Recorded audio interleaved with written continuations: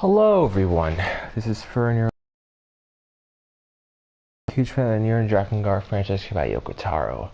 Fighting games and parades. Welcome to part 12 of NieR Replicant version 1.2247487139. The last time we left off, we got ending B. A few internet issues here and there, but all in all, everything worked out okay. So I'm gonna just share the stream and we will get started here in not too long. Right.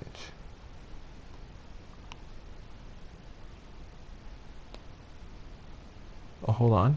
That's the wrong thing. Okay, I'm just figuring this out. Hold on. That's my voice. So, alright.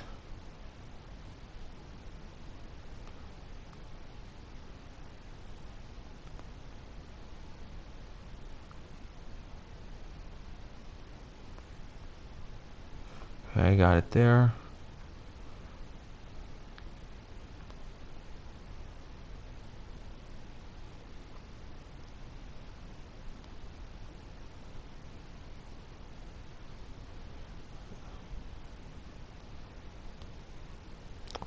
And then share here.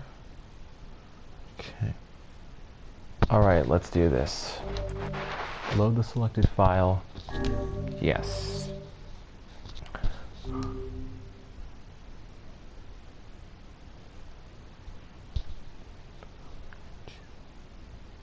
Okay.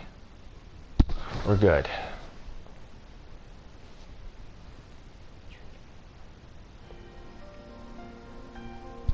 Whenever I interacted with Kaine, We're back here. I was reminded about something from my past.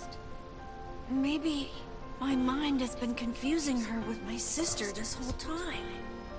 Alright. Anyway.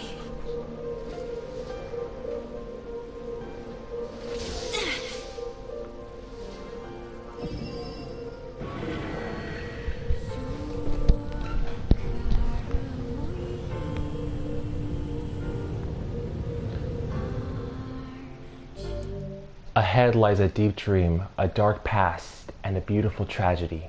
Delve into Kaine's memories. Okay, so now that I don't have any side quests left in this game, I want to try and pace myself, try to keep the stream at least like around 2 hours, so we're gonna do this again. Even though I've already read this stuff, it's still cool seeing it each time. Alright, the sound of rain filled the village.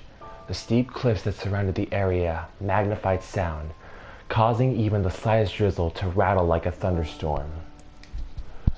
Thin whiffs of smoke streamed from huts as the villagers huddled in their homes and waited out the rain. A single child, however, had braved the downpour and was now wandering slowly toward the wooden, hawk-shaped weather vane at the center of town. The wanderer reached the vane, which had existed for as long as any could remember, and stared. The child's face was simultaneously delicate and fierce, like a teacup that had survived a shipwreck. Those traits combined with pale white skin to give the face an almost sexless quality. If the beak turns east, I go home. If it stays west, then I. The child blinked. Rain slowly dripped down the young one's short hair and began its long descent to the ground. Come on. Come on! The child felt a slight breeze and watched as the vein slowly creaked to life. Spinning this way and that for a moment, it finally settled with the beak pointing firmly toward the east. East? Really? Before the vein could move again, a jagged rock came spinning and tumbling through the air, striking home against the child's head. The force of the blow dropped the child to the ground as a hail of stones began to fall all around. Oh no, they found me. A heartbreaking smile crept across the child's face as the stones continued their assault. Through the rain, the sound of multiple footsteps grew louder before a voice rang out. Yoo-hoo, Kaine! The voice belonged to Dimo, worst of all the bullies in the area. As Kaine struggled to stand, a final stone came skittering through the mud and bounced against her foot. Blood oozed from a cut above her eye, and blurred her vision, but she could not make out the shapes of Demo and his usual gang of idiots. The boy seemed taken aback for a moment by Kaine's seeming indifference to the blood dripping from her face, but quickly regained his bravado. "What's up, freak? You like the rain? You like it, know it? Or did you finally decide?" She knew it was futile. Kaine turned to leave. Before she could get more than a few steps, the other children scrambled to surround her, cruelty burning in their eyes. Kaine knew those were not the only eyes on her. The tormentor's parents watched from the safety of their homes. She was attuned to this sensation. It was one she'd experienced many times before. While some villagers simply turned a blind eye to the actions of their children, many encouraged it openly. In a society ruled by superstition and fear, Kaine was something to be hated and, if possible, destroyed. "I didn't say you could leave, freak!" Demo's words chewed at her like a worm through an apple. "He can't hurt me," she lied to herself. "Be strong, be brave. He can't hurt me, he can't hurt me, he can't hurt." "Oh look, the little freak is gonna cry! What's wrong? Are you sad that everyone hates you and wants you dead?" Kaine prayed for the rain to flood down and carry her away from a world that seemed to have no place for her. But if there were gods, they chose to ignore her. As Demo crept ever closer, the clouds began to thin and the rain slowed. "Even the weather hates me. I'm useless, a failure. I wish Demo's rock had taken my head off." Kaine couldn't meet Demo's leering gaze. She lowered her eyes and stared at the muddy ground below. The bully moved forward until he was inches away. She could smell the scent of old meat on his breath. The boy grabbed Kaine's face with thick fingers and yanked it upward. She tried to turn away, but he forced her gaze back and jammed his thumb against her eyelid to pry it open. "Show me." "No." "Did you just say no?" Demo grinned evilly. "You don't say no to me. No one says no to me." Not even taking his attention from Kaine, he called to his cohorts, "Come on, guys, let's give the freak what she deserves." As soon as Demo finished, kicks and blows began to rain down upon Kaine. Demo paused, still grinning, as Kaine curled into a ball and tried to make the pain stop. "I don't get you, freak. What you acting like a girl for, huh? Everyone knows what you really are." Kaine ignored the question, choosing instead to stare at the weather vane. It continued to point east, as if supremely confident about the future it had chosen for her. "Ah, hello there. I hope you enjoy your time here as I just casually read through Kaine's backstory. Although you left, but if you come back, I do hope you enjoy seeing the VOD. Well, anyways, let's move on." "Go home?" "Yeah, that's a funny joke for someone with dead parents and no home to go to." "Freak!" shouted the children. "Freak! Freak! Freak!" Kaine closed her eyes and listened to the rain, waiting for the pain to start again. As the clutching hands of the village children closed around her, she bent her mind to the sound of the rain, letting it become her world entire. The rain fell, but the pain never came. Only when the laughter of her tormentors turned to terrified cries did she dare open a single blood-caked eye. Kaine was shocked to see Demo sprawl on the ground, holding his head and screaming in pain. She could see blood welling from the spaces between his fat, twisted fingers. Oh my god, he's crying! He's actually crying! Deprived of their leader, the other children glanced back and forth between themselves, as if waiting for someone to step forward and take charge. When no savior emerged, they began an uneasy shuffle away from Kaine. But the young girl was the least of their concerns. Instead, their attention was wrapped on the ancient woman standing a few feet away. After struggling for breath for a moment, she finally spoke in a voice thick with rage. "Hurts like a bitch, don't it? Now I suggest you scan it before I throw another one. And if any of you little bastards ever touch my Kaine again, I'll do far worse than throw a rock. You can count on it." The old woman crouched down and gently touched the hand and was using to cover the wound. Before he could think to protest, she ground her palm into the wound and twisted back and forth. "Ow!" He screamed, leaping to his feet. "Stop it! What are you doing?" "Quit whining. Ain't no one ever died from a scratch." "You hit me with a rock, you stupid bitch! A big one! That thing could have killed me!" The old woman shrugged. Death is the best cure for stupid. Jima's face twisted with rage at her words. Locking his eyes on Kaine, he took a step backward and spat on the ground. Get out! Leave this village! No one wants you here! Either of you! Seeing the old woman grab another stone, Jima and his companions turned tail and ran. As they fled, the old woman grabbed her side and barked out a single laugh. Ha! Look at the fat boy go! Guess he's healthy enough to run from a fight. The woman's smile faded as she turned her attention to Kaine. Kneeling down, she removed her shawl and placed it around the young girl's shoulders, then produced a cloth from the folds of her dress and began blotting at the blood on her forehead. Oh, Kaine, she said, why didn't you fight back? You're stronger than that lot. The words of her grandmother stung Kaine, and she turned away. Don't be nice to me, she said. I don't deserve it. Nothing matters anymore. Her tears, held in check for so long, finally began to fall on the muddy ground below.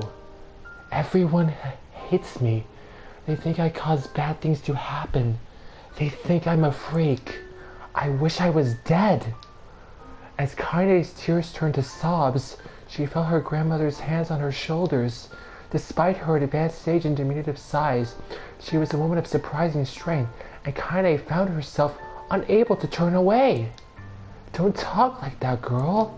It's a river wide and deep that flows between the realms of this world and the next, and it grants no mercy to any that attempts to cross it. You got a duty to fight until your last breath. Understand? The old woman tightened her grip and tried to still the tremor in her voice. You know the pain of losing someone close to you, Kaine. You know because you survived it. As the words hit home, Kaine was struck by the force of her love for the old woman. As a young child, she didn't even know of her grandmother, but when her parents died, the woman quickly accepted her as her own. Grandma, as Kaine called her, was cunning, vulgar, and quick to violence, and their first few years together had not been easy. But with each year that passed, Kaine and her grandmother had grown closer. However, it was only now, sitting in the mud with tears and blood kicking her face, that Kaine truly understood the depths of her affection. Here was a woman who had seen hard times, who had seen death, who had fought through all these things, and somehow emerged on the other side.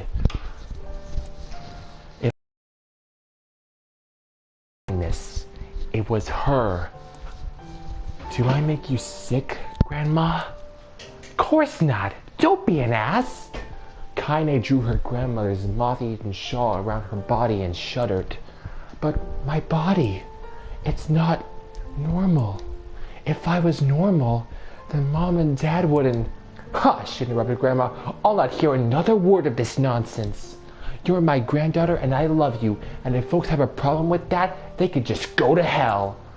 With that, the old woman reached out and placed a wreath of dry flowers in Kaine's hair. The skill it took to bend the flowers without breaking the stems or losing a single petal was remarkable, and the beauty of it made Kaine want to cry all over again. Oh my gosh, these are lunar tears! Grandma, you made this for me? Lunar tears were legendary flowers. Most people can live their entire lives without ever seeing one, and yet her grandmother had somehow collected a dozen or more. Kaine reached up and touched the wreath, as if she couldn't believe it was real. Well, where did you find these? Just stumbled on them while I was out doing the shopping. The old woman turned away as she spoke, leaving Kaine to suspect that the search had been more difficult than she was letting on. The pain she took to construct the ornament, let alone track down the flowers used in its construction, made Kaine's heart hurt. She reached up and gently adjusted the wreath, admiring the way it felt between her fingers. Didn't quite turn out right, said her grandmother. She squinted at it. These old hands have trouble with delicate work, but it sure looks good on a pretty girl like you. Kaine blushed and turned away. You think I'm pretty? Of course you are. What a fool thing to say. Thank you, Grandma. Her grandmother smiled. We're gonna be fine, you and me, she said. Long as we got each other, we'll be just fine. Kaine took her grandmother's hand in hers, and the two of them struggled to their feet. As they began the long walk home, Kaine gripped the hand with all her might as if trying to stop smoke from drifting away on the wind. The rain had stopped. Kaine stood beneath the weather vane, watching it spin in lazy circles, no longer caring about the direction it faced when it stopped. I don't need to escape. I have a home now. Grandma loves me, and that's enough. Even if it's us against the world. Kaine let her gaze drift up past the vane and into the cloudy sky. The last faint hints of a rainbow were slowly fading. As she turned ahead of her home, the light scattered into a million particles and vanished, seemingly taken away on the breeze. Kaine's dreams, daily life. In the distance, Kaine heard the steady sounds of an axe striking wood. The noise had a purposeful quality to it, as if she was hearing a master woodsman go about his work. The firewood being produced, however, was as far from a work of art as could be. Pieces of every shape and size were being flung about a barren yard with wild abandon. Anyone trying to stack such wood would probably die of frustration before the job was through. Stupid piece of shit axe! Kaine's grandmother flailed away with the axe, floating the air with both splinters of wood and words of it to make the most hardened sailor blush. Grandma! Called Kaine. That you, Kaine? Yelled the old woman, taking her eyes off the wood for a moment. Don't get too close or I might take your goddamn foot off by mistake! She brought the axe down on a piece of wood, sending chips flying in every direction.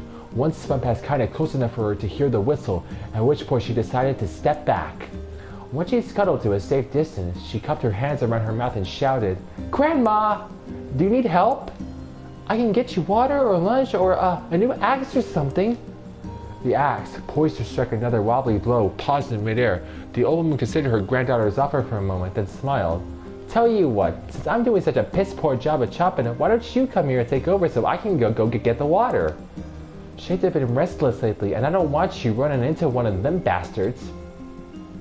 Relinquishing the axe, her grandmother picked up a long pole with wooden buckets on either end. Gathering water was by far the more difficult of the two jobs, but Kaine knew better than to complain. Once Grandma's mind was set, there was no changing it. Kaine did her best to help with chores, but Grandma took every task that required travel to the village. Though she had a long list of plausible excuses, Kaine knew the real reason. She didn't want her granddaughter to be taunted and harassed by the villagers. Once Kaine moved in, Grandma decided to take up residence a good distance from the Eyrie. Out of sight, out of mind seemed to be the best policy when it came to the villagers and her granddaughter, and rare were the days when any but the two of them could be found on the rocky acre of land they called home. Kaine enjoyed the solitude, but harbored a secret resentment that her grandmother was forced to spend her golden years in such a place. After watching her grandmother leave, Kaine turned her attention to the task at hand. She had never chopped wood before in her life, and soon discovered why the old woman hated the chore. Swing after swing of the axe produced only a tiny crack in the wood, and when she finally managed to connect with a solid stroke, the tool embedded itself in the log and refused to budge. Frustrated, Kaine swung the axe around her head and threw it, log and all, across the yard. Damn it! Ugh, crap! She suddenly understood the joy her grandmother felt and a good curse. Happier now, she picked up the axe, forced it from the wood, and resumed chopping. She had a natural skill with a blade, but the task was challenging, and blisters soon began to form on her small, pink hands. This is tough, and my logs are all weird sizes. Spitting on her palms and ignoring the pain, Kaine redoubled her efforts. Just as she was developing a rhythm, Grandma returned from the village. Setting down her buckets with a small sigh, she took one look at the logs and coughed out a wheezy laugh. Pretty clumsy girl, you better practice if you... Her grandmother suddenly collapsed to her knees, causing one of the buckets to wobble precariously. Eyes wide, Kaine dropped the axe and ran to her grandmother's side. Grandma! The old woman shook her head and pointed a trembling finger at the bucket. Get the bucket. Can't let it spill. Kaine studied the bucket with a foot as she knelt by her grandmother. A small bit of water sloshed over the side and made a new home in the hem of her dress, but Kaine didn't notice. Grandma, what's happening? Crazed with panic, she grabbed her grandmother by the shoulders and shook.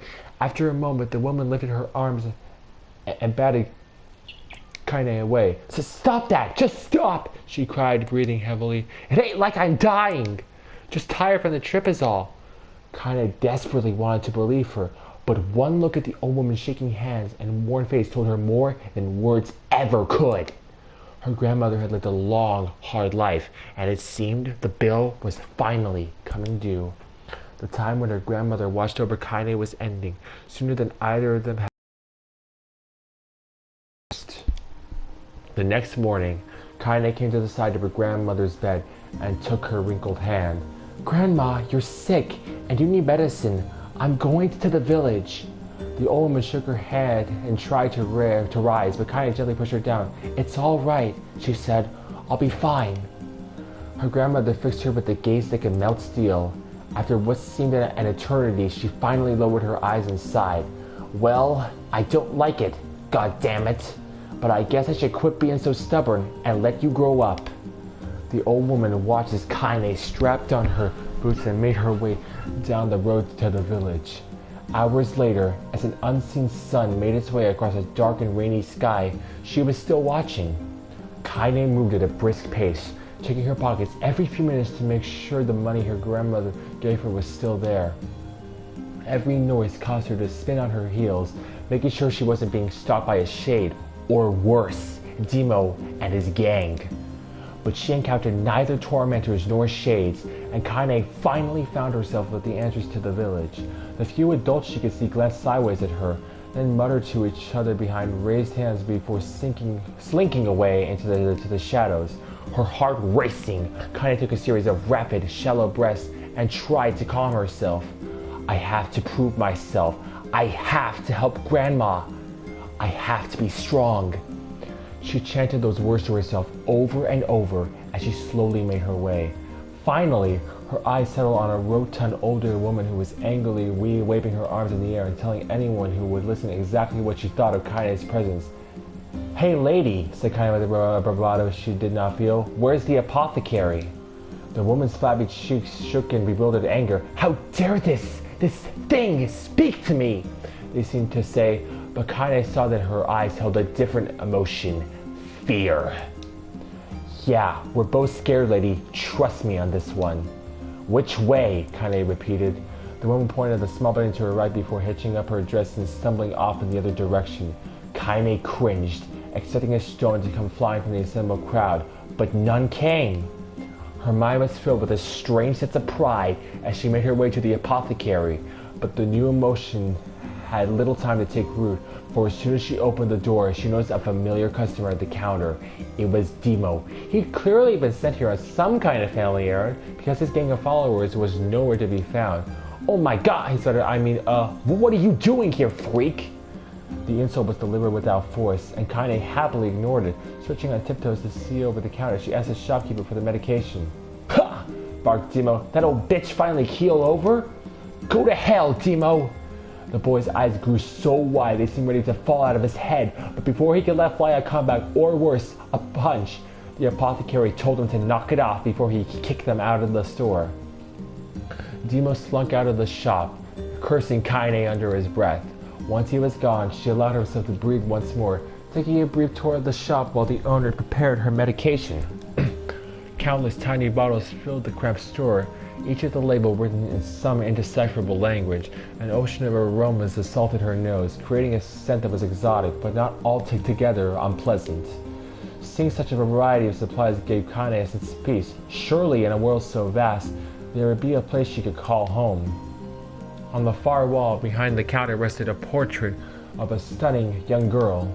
The picture had once contained bright, vibrant colors, but time had worked its cruel magic and they were beginning to fade. The beauty of the work, however, remained undiminished. You like that picture? Kaine turned to find the apothecary with a small vial of medicine in his hand. His eyes were gentle but sad, and they seemed to stare through her and into nothing as he spoke. That's my daughter. I sketched her when she was just a little girl. She's been dead a long time now.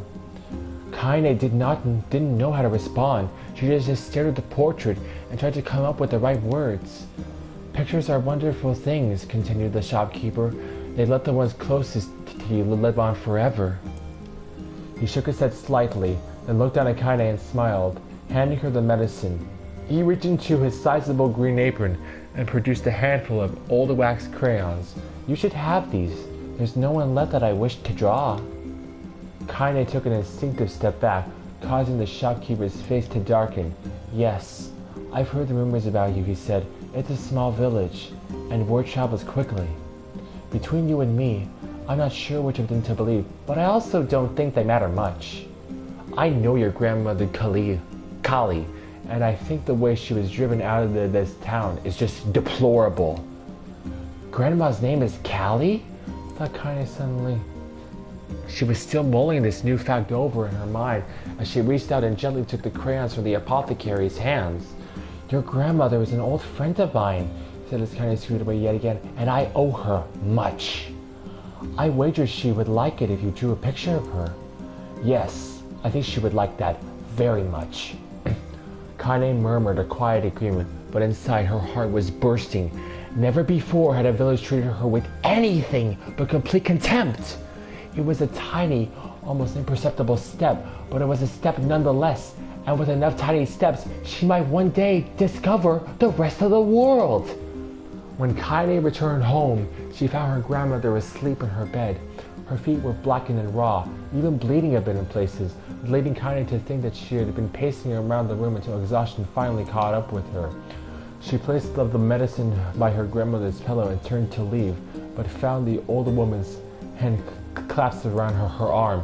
"Back already, are you?" asked her grandmother with a yawn. "Come here, let me have a look at you." Grandma sat up and examined Kaine from head to toe. Finally satisfied that nothing terrible had befallen her grandchild, she leaned back and allowed herself to relax. "Well, how was it? Those bastards give you any trouble?" "It was kind of fun," said Kaine with a small smile. No, seriously, it was. "Fun, eh?" asked her grandmother in a voice which implied she believed anything but. "Uh-huh, so anytime you need me to run an errand, just let me know." As she spoke, Kaine removed the crayons from her pocket. After a brief explanation of their source, she informed her grandmother that she was going to sketch a portrait. "A portrait of me? Ridiculous. No one wants to stare at a wrinkled old crone." "But Grandma, it'll make you live forever." "Horseshit," said her grandmother, throwing back the sheet from her bed. "Live it forever, which has pissed me off. Now put those crayons away and help with dinner." But Kaine would not relent, and in the end, Grandma found herself leaning against the wall of her house as if posing for a master artist. Kaine took up the crayons, eyed her subject carefully, and set to work. Just as her grandmother was about to nod off, Kaine finished the piece.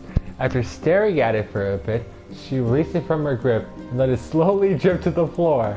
"It's terrible. It doesn't look like you at all." "I'm sorry, Grandma. I thought these crayons would, make drawing easier or something." The old woman's eyes narrowed at her granddaughter's disappointment. Let me be the judge of that," she said, ignoring the pain in her back and reaching for the paper. The sketch could have been a person's face. It also could have been a boulder, a lump of clay, or an incredibly misshapen loaf of bread, all rendered in a chaotic array of colors. The old woman stared at the picture for a long time, then slowly wheezed out a laugh. And I'm laughing just reading this. I'm really feeling the emotions of putting my heart into reading this stuff. That's why I love the game so much. And the narrative is just so strong. Even these novel segments are just so well written that you can't help but want to read through them.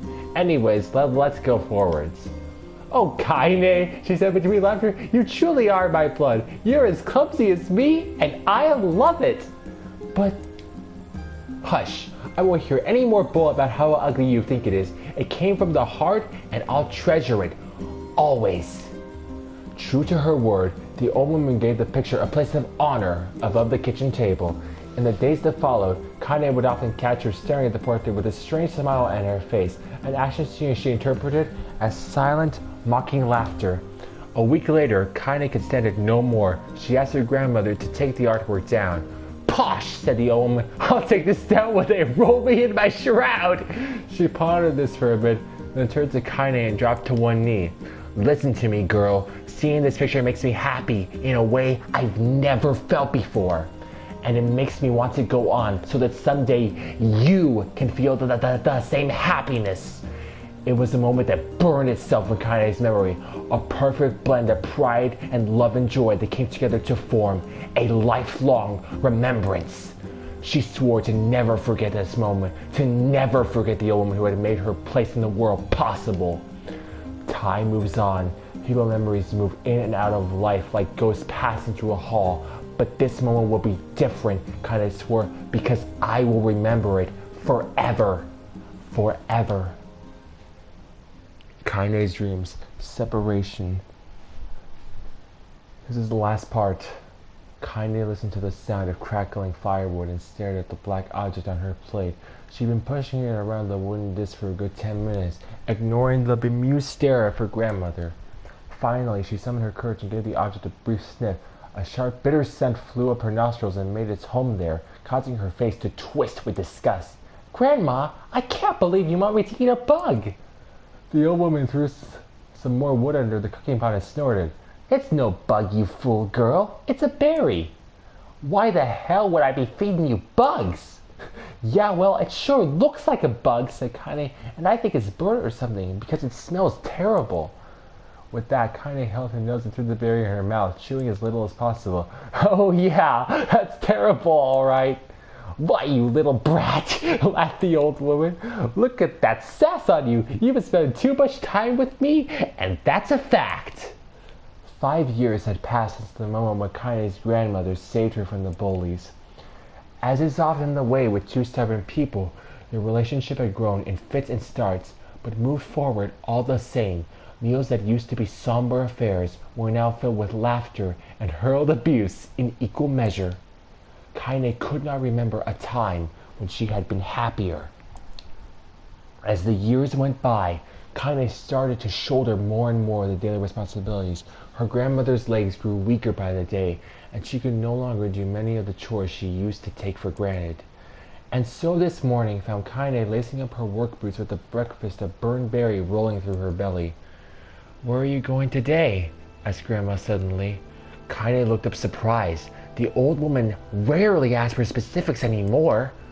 "Well, I was going to check out the kelma trees and see if they were ripe.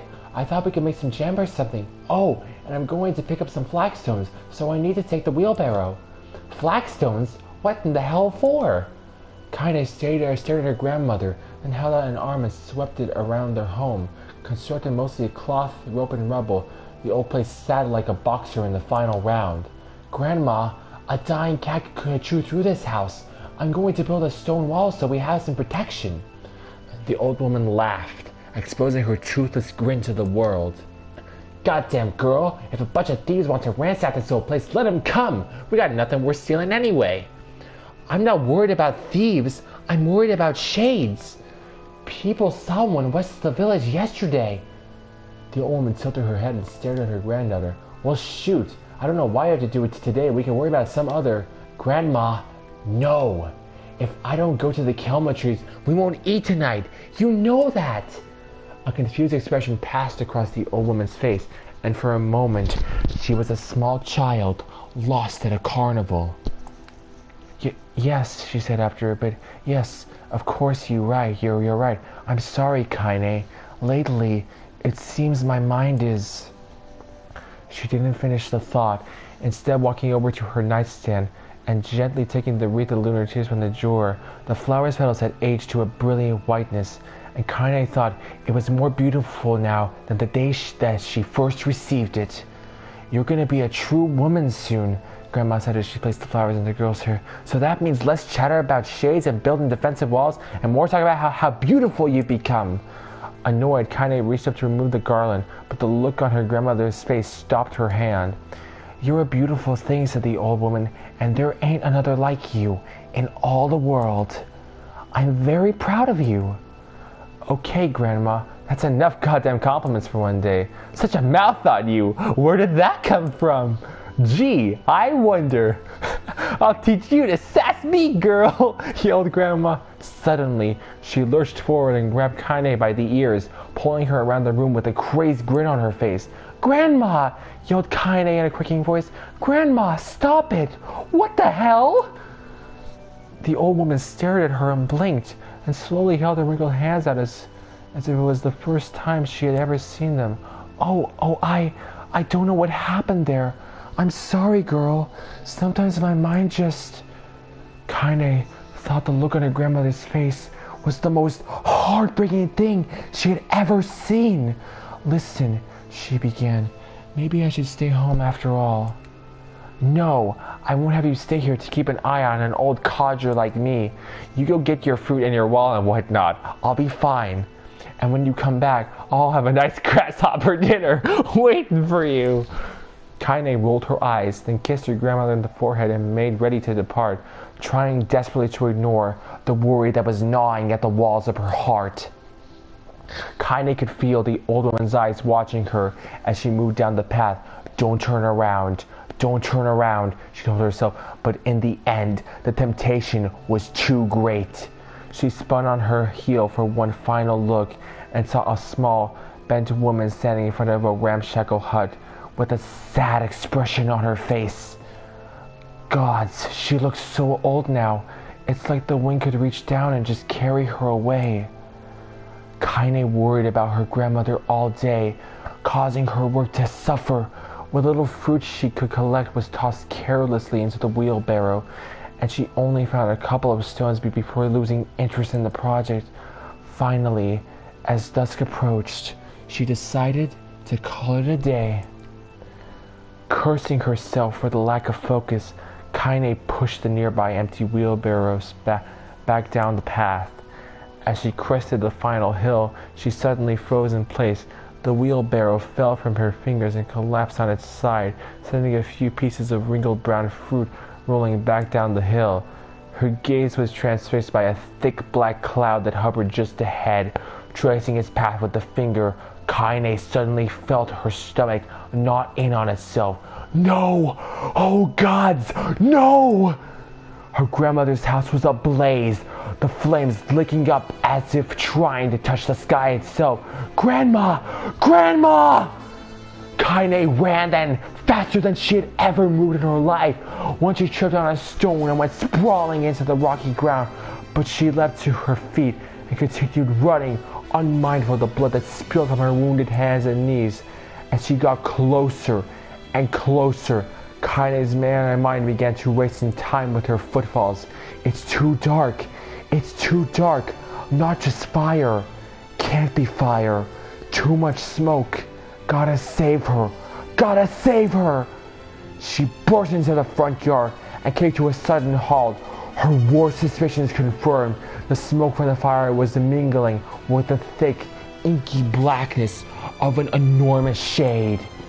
The massive creature supported itself on three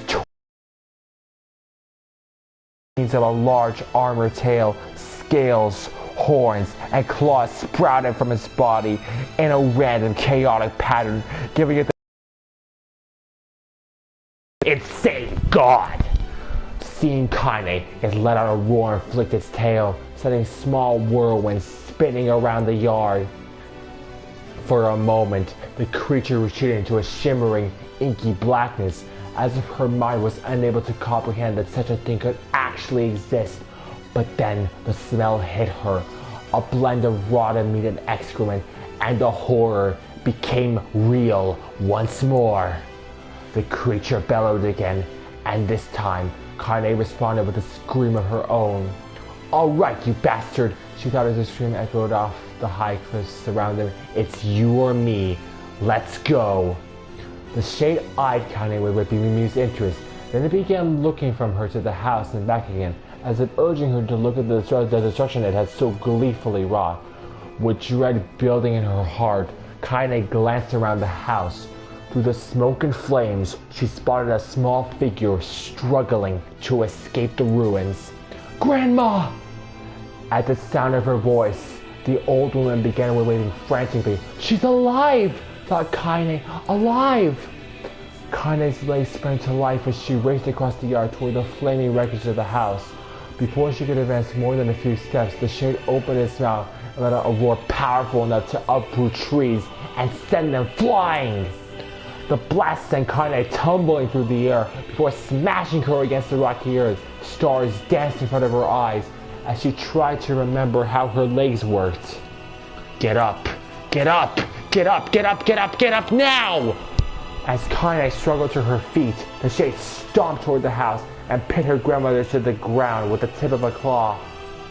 The old woman struggled to move the claw from her stomach, but she might well have been pushing a mountain. She coughed briefly, sending a small spray of blood into the air, then collapsed to the ground, her energy spent. Kaine lurched to her feet only to fall back to earth with a gasp. Her ankles! Excuse me! Her ankles were on fire! One or both of them were surely broken. Ignoring the pain that screamed through her body, she began dragging herself across the ground, leaving a drunken trail of dust and blood in her wake. Grandma, hold on, just a little longer. Her grandmother's face was turning blue, her eyes rolling back until only the lights were exposed. Kaine pulled herself across the ground with maddening slowness, the distance seeming to increase with every second that passed. The shade glanced between the two women and flicked out its tongue, its giant mouth turning up at the corners, short panting breaths belched from somewhere deep inside its core. Bastard, laughing at us. She had no idea how such a mindless creature could experience emotion, but there could be no doubt the shade was taking joy in their suffering. Yeah, I see your plan. The shade moved his claws slightly, allowing Grandma to breathe again. It was clearly keeping her alive, only to snuff out her life when Kaine was close enough to touch her. I'm gonna kill this bastard. Summoning all her strength, Kaine rose to her feet. There was a sickening snap from her right ankle as the foot twisted backward, but she forced it from her mind and began to hobble toward the monster. Pulling a small knife from the pouch at her waist, she leapt on the foot that pinned her grandmother and plunged the weapon deep. "Give her back!" she screamed. "Give her back to me!" It was like stabbing a rock. After a few swipes, the knife broke at the hilt with a dull snap. The shade panted laughter again, then raised its tail and sent it rushing through the air toward the young girl that was latched to its foot. Kaine never had a chance. The tail struck her square in the chest and sent her crashing into the burning wreckage of the home. As she lay on the ground with blood pouring from multiple wounds, a small, weak voice spoke up. Kaine? Kaine's vision blurred, but she forced herself to focus on the sound. Finally, her eyes cleared enough for her to make out her grandmother's hands reaching out to her through the smoke. Grandma? Kaine, you gotta run. You can't best this one. Kaine grabbed the hands and held on with all her strength. Grandma, come on, we have to go. The old woman coughed loudly. One of her hands, slick with blood, slipped from Kaine's grasp and thumped to the ground below. Grandma, no, no! I said run, God damn it, you have to live. You have to live, you have to get through. The thought would stay forever unfinished. Before she could say another word, the shade's clawed foot descended, smashing through the remains of the roof and down upon the shattered figure of the old woman. Blood oozed from the gaps in the creature's toes as the terrible, putrid smell assaulted Kaine's nose once again. She stared at the foot, dumbfounded, convinced that what she was seeing could not possibly be real.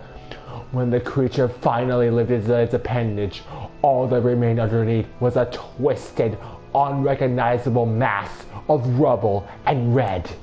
Her grandmother was gone. Kaine blinked, trying to feel the hands which had been in hers just a moment before. For a fleeting instant, she could remember the warmth of the embrace, the trembling of the fingers, but then the sensation drifted away on the breeze and was gone. Memories flashed through Kaine's mind, one after the other, faster and faster, until they became a meaningless jangle of noise. Kaine screamed then, a thunderous sound that echoed off the cliffs and seemed to roll away forever. The shade eased forward, black ichor pouring from its mouth and dissolving into smoke on the ground below. The earth shook with every step as it crept toward its prey. Kaine's body slowly rose as if controlled by a mad puppet master. Her arms and legs were bent at impossible angles. Her head lolled dangerously to the side, yet somehow she managed to stand. Staring at the shade, her eyes began to glow with a deep, red fire. The creature, so confident just moments before, took a slow, hesitant step backward, trying to discern if this broken human could possibly pose a threat. Kaine seized the moment, laughing like a madwoman.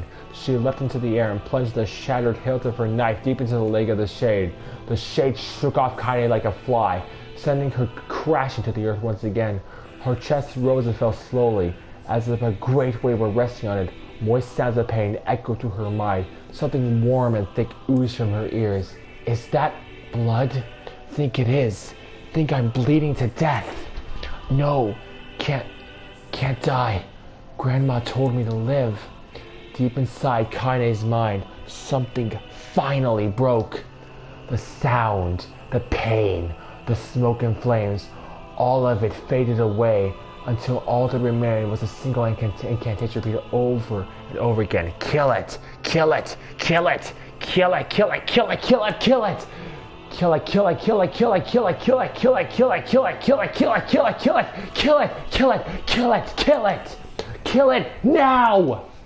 As the spark that was Kaine slowly began to flicker and die, she felt her desire to kill and her desire to live blend into one.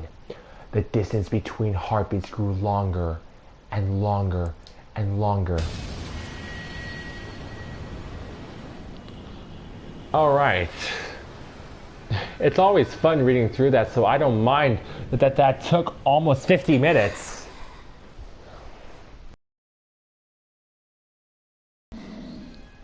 Alright. The beast approaches. Oh, I know.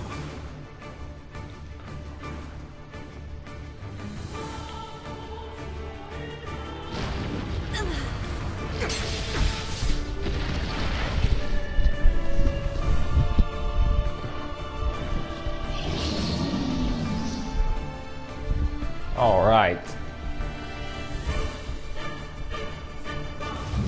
I want to switch over to the beast weapons, of course, since these are my favorite weapons in the game. Iron pipe. Beast bane. This will be very easy. This creature must have. How did it even survive Alright. these past 5 years? Not gonna let this happen again. It dies today. It's very easy. We need to. It's lighter. It's not the blade, but the skill of the user. Strike it down. It is extremely easy to tear through bosses when you're like, what, I'm level 46 now?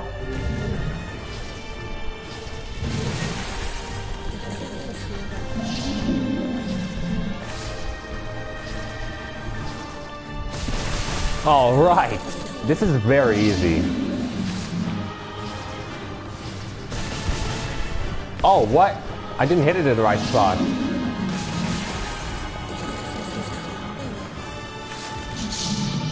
Now, on the center.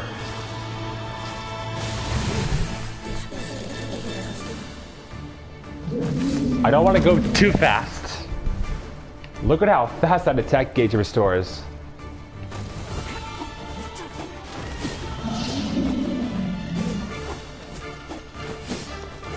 Wow, look at those invincibility frames.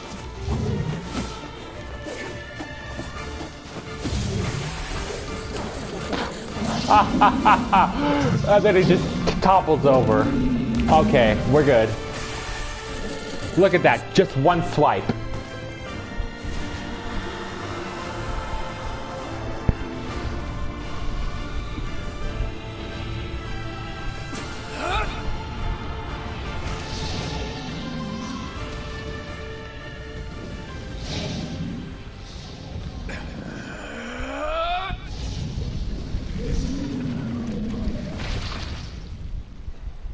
Alright. Now we go to tell the next part of Kaine's backstory.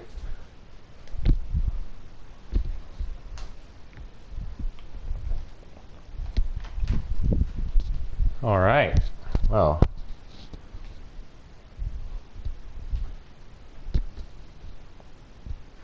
Kaine's dreams and counter. Gently, weakly, softly, the shade, sure that this tormentor was dead, turned and stomped up toward the horizon, stopping along the way to bellow one final roar. Couldn't kill it. Shamed beyond imagining, Kaine tried to turn her head to the side, but only succeeded in coughing up a huge gout of blood. It was getting difficult to see, and only after a moment of fierce concentration did she realize that her left eye was gone. Laughing to herself, she turned her remaining eye to the ruins of her home and noticed a ragged stump of arm resting a few feet away. Yeah, that's mine, she thought with a mad giggle. This is gonna make clapping a real bitch. Ha! Cried a sudden voice in the depths of her mind. Finally gonna die, are ya? Well, you had it coming. So this is Tyran, obviously talking the shade that possesses her. We know that since, well, we went through the ending B playthrough, so go to hell, Demo, she thought at the unseen assailant. Go to hell before I pluck out your eyes and feed them to a dog. The voice of her childhood terror evaporated into smoke, only to be replaced by another, more recent voice. Hold still, said the apothecary, materializing from the ruins like a ghost. I want to draw you, that way you can live forever. No, stop. Don't want to live forever. Want to die right here. I see, he said quietly. Well, that's what you want. The spectral shopkeeper fluttered in and out of existence for a moment, then produced a piece of paper and sketched quickly. After a few seconds, he turned the page to Kaine and smiled. Since you rejected my offer, I decided to draw someone else. It was a picture of her grandmother, real as life. Kaine opened her mouth to thank the man, but stopped as the picture began to blacken in the middle. Before she could see anything, dozens of multi-legged insects began to swarm across the image, tearing at it with sharpened pincers. Stop! No! Don't hurt that picture! Kaine reached out with her remaining arm and waved futilely at the air. To her surprise, the insects spill off the picture to the ground below, where they vanished into tiny black tendrils of smoke. That's because all the shopkeeper isn't real. All of this torment is being generated by Tyran. He's basically mocking her as she's dying. Relieved, Kaine turned her good eye back to the picture, only to open her mouth in a silent scream. The sketch now showed her grandmother she truly was, a smashed, unrecognizable lump of nothing. The apothecary smiled, then broke into a jolly dance. See that? He cried as he danced his jig. It's perfect now. She looks just like you. Ha-cha-cha-cha! I look like that? Oh God, I'm gonna die. I'm gonna die. Drowning in despair, Kaine laid her head back in the mud and the smoke of her ruined house and waited for the end to come. But just before she let everything go, an unfamiliar voice began whispering in her ear. Ain't you got a wish, sunshine? The voice was vulgar and fierce at the same time, as if insanity had somehow found a way to take form. Kaine wanted to scream as the voice crawled under her skin, but her lungs refused to work. You know, a wish? Like a prayer or something? Why don't you get on your knees and start praying to heaven? Please, invisible man in the sky, save me! Save me! Kaine finally resorted to shouting at the voice with her mind. I don't make wishes. They don't come true for me. I'm a curse, a freak. I should be left to die. The other voice boomed in her ears. Oh God, you are the best. Kaine glanced down and saw a black shiny substance oozing from her legs. She tried to brush it away, but her remaining arm would no longer respond. The substance slowly crept around her feet and then began moving up toward the rest of her body. Is this death? Is this what it's like? Or is my mind just losing itself? She could feel the slime oozing upward, feel the hot, searing pain it left in its wake. Whatever else might be happening, she was still alive, and this was real. Come on, said the voice, let it go. Kaine tried to ignore the words and concentrate on the pain, but the newcomer would have none of it. Don't ignore me, sunshine. You're ready to give up, ready to die, so why not let me have it? Have what? Your body. Come on, give it to me. Give it to me. I want to stand on the ground, feel the rain, taste the wind. The voice paused as if licking its lips. When it resumed, it was filled with mad, unabated joy. and I want to take your hands and use it to choke the goddamn life out of people. I want to tear out their throats and bathe in the blood, just like before. Excuse me, a voice is hurting my throat. In response, Kaine shifted her head and vomited. The warmth of it crept down her front and mingled with the pain of the encroaching black ooze. Are you a shade? Yeah, maybe. What of it? The slime reached her face, crept up past her nose, and slowly oozed into the socket of her missing eye. The moment it touched her brain, Kaine was struck by the most powerful sensation she'd ever felt in her life. It was pure ecstasy. She wanted to scream with delight, but all she could manage was a small, whispered moan. Feels good, don't it? Asked the voice of the chick. Yeah, what can I say? I know how to please the ladies. Now give me that body. Come on, give me the body and I'll give you more of this feeling. It's a fair trade. A black lump began to protrude from Kaine's side. As she watched, it grew longer and thicker, eventually taking the form of her missing arm. I can see better, she thought. My eye must be growing back too. The slime reached up to envelop the rest of her face, but she managed to brush it away. Stop, she whispered, marveling at how she'd regained her voice. Stop. The black ooze hesitated as if considering the request, then quickly shimmered down her body before disappearing in a cloud of smoke. Ah, what the hell, Sunshine? Screamed the voice. We had a deal. I thought you wanted to die. Good. Grandma said, can't die yet. A brief image of her grandmother, bloodied and broken, flashed before her eyes. She saw the shade that had killed her and heard its mocking laughter, then closed her eyes and forced the image from her mind. Her whole body was quaking with rage. When she opened her eyes again, they turned bright red. That thing took my grandmother. I have to kill it before I die. Kaine glanced down and saw a mysterious pattern. The pattern of the shades burn itself into her left arm. Well, I'll be damned, said the voice cheerfully. Look at that, Sunshine. I think you and me are going to be good friends now. Kaine stared intently at her arm. The more emotional she felt, the more the letter seemed ready to puncture her skin and begin infecting the rest of her body. The arm clearly had a will of its own now. Stop. Gotta stop. Holding her left arm in her right, Kaine took a deep breath and tried to calm herself. Come on, don't fight it, pleaded the voice. Hate's my favorite dish, and I'm hungry. Let it go. Feel the anger. Burn with the fire of revenge. Thirst for blood. Then go out there and... Shut up, and get the hell out of my body. Your body? Oh, that's rich, Sunshine. Real rich. Look, why don't you just up and die so I can have this body all to myself? What do you say? I bet those buddies of yours in the area would love to see you dead. Kaine grabbed a nearby shard of glass and tried to saw off the shade-infected portion of her side. Before she could, her darkened left arm grabbed her right wrist, crushing it. Kaine screamed and dropped the shard as the sound of bone crunching on bone filled the air. Stupid idiot girl, you're possessed now, Sunshine, and there ain't no going back. The voice laughed again, a loud, long wail that seemed to go on without end. Possessed? Whispered Kaine. Yeah, possessed. You and me, we got what you might call a timeshare agreement. Remember how folks used to think you were a freak? Well, wait till they get a load of you now. Kaine looked up, tears in her eyes. The sky seemed smaller somehow. Darker. Is this because of that shade? Is this how they see the world? So, listen, purred the voice. I know this whole possession thing seems a bit sudden, but it ain't all bad. There's plenty in it for you too. I'm a very powerful creature, Sunshine, and now that power belongs to you. You got enemies? People you want to kill? I can make it happen. That little fat kid who kept picking on you, that big old shit that squashed your granny, we'll wrap him up in their own assholes. No more abuse for you, Sunshine. No more pain. Wait, said Kaine. You're a shade. Why would you help me kill another shade? What, do you think I'm some kind of racist? Some killing snob? I don't give a good goddamn who you murder, honey pants. I just want to drink from the well. Kaine considered this as she struggled to her feet, the power of the shade coursing through her.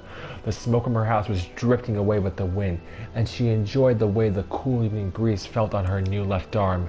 After a long pause, the voice spoke up again. So, how about it? You and me, we could have some good times together. Look, I'll even take care of the bloody part if you don't want. Fuck off, asshole, muttered Kaine. I'll handle the killing. Kya! ha ha, screamed the voice. Look at you go. Oh, sunshine, we're gonna have so much fun. So listen, my name's Tyran, and if you ever need me, I'll just be hanging out in this piece of meat you call a heart. Now get to it. The more you kill, the more your heart turns rotten and sour, and I like rotten and sour.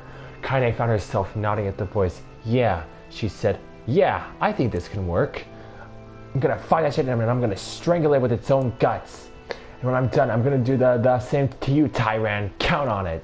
Ha! Tyran, I shit bigger than you, so good luck with that. Oh, and hey, one more thing. Right now, you and me are sharing this body, but if you ever run out of hate, if you ever, go soft, then I'm gonna take over everything. So keep on killing, sunshine, and watch your back. The voice grew fainter and gradually faded away, fading to somewhere deep inside Kaine herself. Kaine waited until she was sure the voice was gone, then waved her new left arm around a few times. It feels perfectly normal, she thought. It feels like mine. Desperately, she began poking and prodding at the new limb, determined to find something wrong with it. She didn't want it to feel normal. That would mean the creature inside her had already won. I am not a shade. I am Kaine. Repeating this mantra in her mind, she slowly began digging through the rubble of her house, being careful to ignore a certain red stain spot in the corner. Finally, after what seemed like an eternity of heartbreaking work, she found what she was looking for.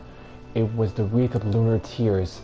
Though it had been through hell and back, the garland's petals were as bright as ever.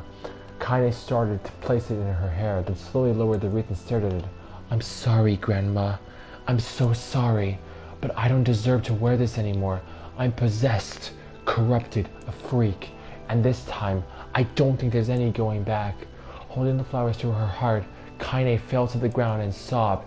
As night gradually lightened to dawn, and the people of the area rose to their daily lives, she remained in that position, as if tears could somehow wash away the horror that now infected her world. Wow. That writing, though. Stay alive. Stay alive. Grandma. Alright. You gotta live. You gotta come back to us. 1 hour of just straight reading, but that's fine because, well,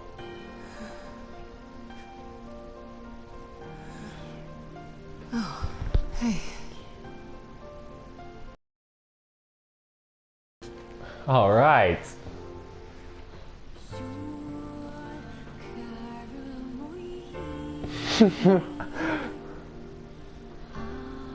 All right. Emil, you were the one calling me, weren't you? You still recognize me? Of course. I knew you right away. Thank you, Kaine. Welcome back, Kaine. Well, you grew up. So, how long has it been? 5 years.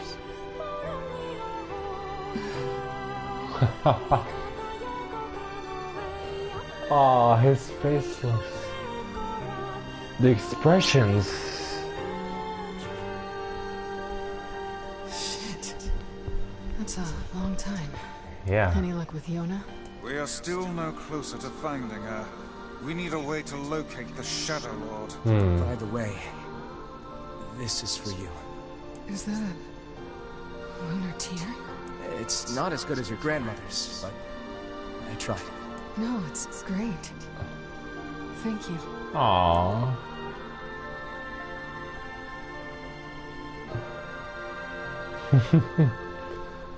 Kaine waking from her long petrified sleep. Neil's unflagging The kindness. voice acting, just everything is so Our perfect. union was a happy one. We let it wash over us like rain. That is, until Devila and Popola had to go and ruin it all.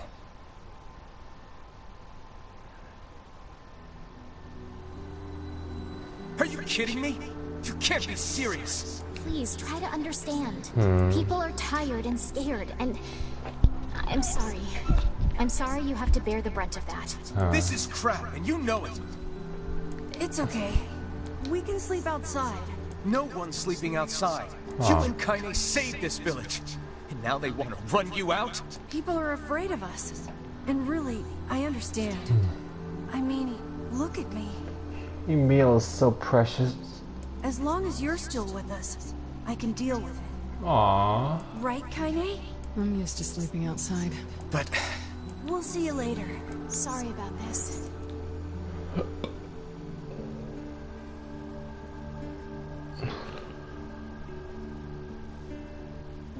What is the matter? Kaine always sleeps outside. I never thought about that until just now. Never even occurred to me. Damn it. We should turn in.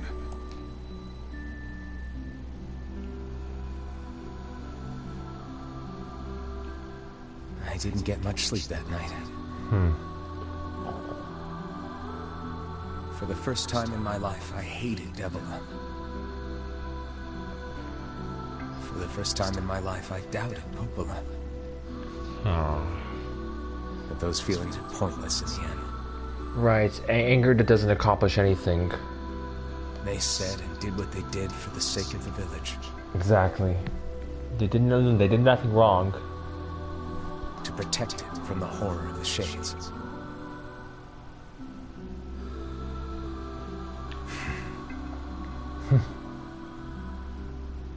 Really, how can I blame Devila and Popola? In the end, I'm just as bad. For getting angry at them. Yes. Because I never once stopped to think about Kaine and Emil's situation myself. He was being selfish.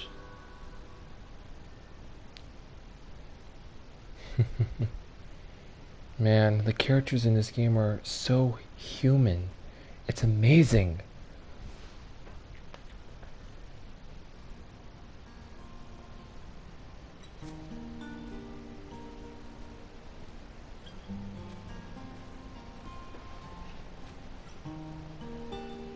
I should apologize to Kaine and Emil, but what good would that even do? Wait, is that... Campfires are weird, aren't they? I feel like I could stare at the flames. It was for an hour, forever. Well, don't get all googly-eyed and catch your clothes on fire. Aww. Obviously. All right. It's just this new I'm cutscene so is happy to get to talk to you again, Kaine. this is just so wholesome. Yeah, me too. I tried everything I could think of to save you, you know. I polished you with a special cloth. I poured warm water over you. Wait, you poured water on me? Yeah, but it didn't really do much except make you all shiny. Aww. Hey, Emil. Thanks for saving me. I love this. I guess you noticed how I look different now. I'm sorry, Emil. I'm sorry for all of it. Aww. Well, I mean, this new form isn't all bad, you know? At least I can look at you when we talk, right? Yeah. Hey, so why don't you tell me something about yourself? There's a silver lining to it. Not very interesting. Sorry. Come on, I just want to know you better. Please? Aww. Fine. This all happened when I was a kid. Before the whole shade possession thing. My body is... different. And when the villagers found out about it, they started treating me like a freak. But one person, my grandmother, accepted me just as I was. No matter how bad things got. She gave me the strength to keep going. That's something important we all need. We all need someone to support us in our life, no matter what, through the hard times. These characters are just so damn relatable. She's really special to you, huh? Yeah. Oh, hey! That gives me an idea. Since we cured your petrification, we should start looking for a way to cure your possession in my body. I know we can do it if we all work together. Heck, it'll probably be super easy. If only it was. Let me guess. More warm water? Okay, can we just forget I told you about that? Aww.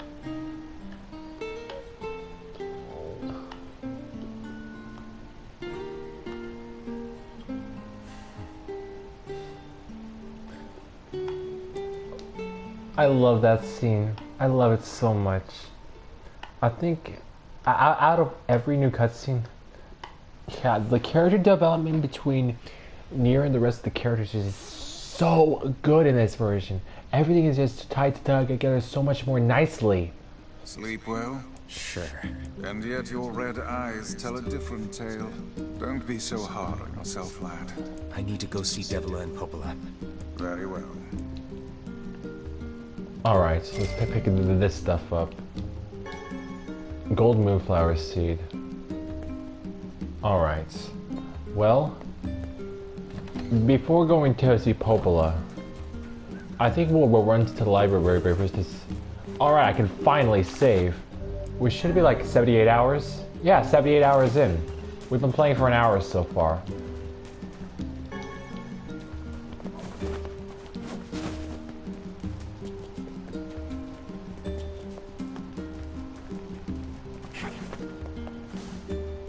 I should talk to Devila first.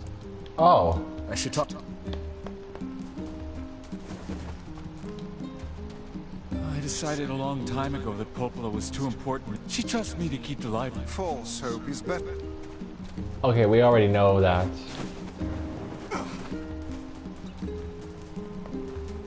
Alright. Hey. Oh, hi. I kind of thought you'd never talk to us again. I understand you're doing this for the village, and that you don't have a choice. Pretty much, yeah. But look, why don't you go talk to Popola? I think she wanted to discuss the Shadow Lord with you. I'm headed there next. Oh, and Devila? Yeah? Sorry about yesterday. I shouldn't have lost my temper like that. You don't need to apologize.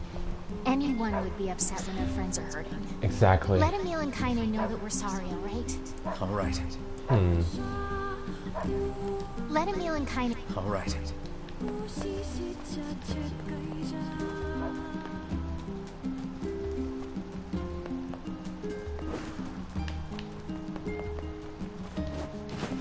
Alright. After we visit Popola, I think we're gonna head straight for the area because there is a weapon that can only be specifically bought from there. I only need 4 more weapons per 33. The other 3 come from the 15 Nightmares dungeons.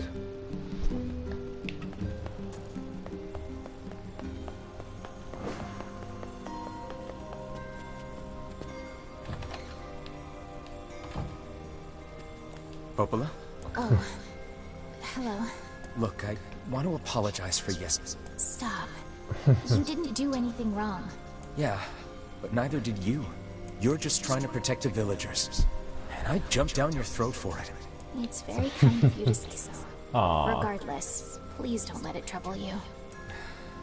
Ahem. I believe there was something you wished to discuss with us. Oh, right. Yes, about that. You know about the lost shrine, right? The temple where I was first discovered. That's it. Well, it seems that the Shadow Lord's lair is connected to it somehow. Oh ho. It was right under our pages the whole time. But the bridge that leads there is unusable. So, take a boat. A boat? Yes. The canal's finally been repaired. It took a lot longer than expected. What with the shades and all. We're gonna take a boat to the Northern I Plains. also asked them to provide a boat at the path to the Lost Shrine's back entrance. The ferryman will let you use it free of charge. That should make it easier for you to move from town to town. Thanks, Popola. Fast travel. I feel like you've done so much for me. I'm really grateful. All right. I'll see you around. And for the love of everything, be careful. And for the love of everything, be careful. Aww. Alright. Well then. Well then. Let's go. And we have 100% side questions, so we can just focus on the story for now.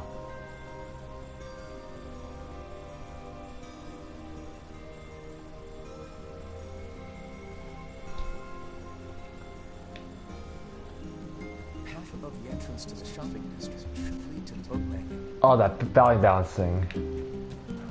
How excellent to know the canal is finished. Hopefully this puts our days of running all over behind us. The faster we can move, the faster we can save Yona. Exactly. Let's use it as often as we need.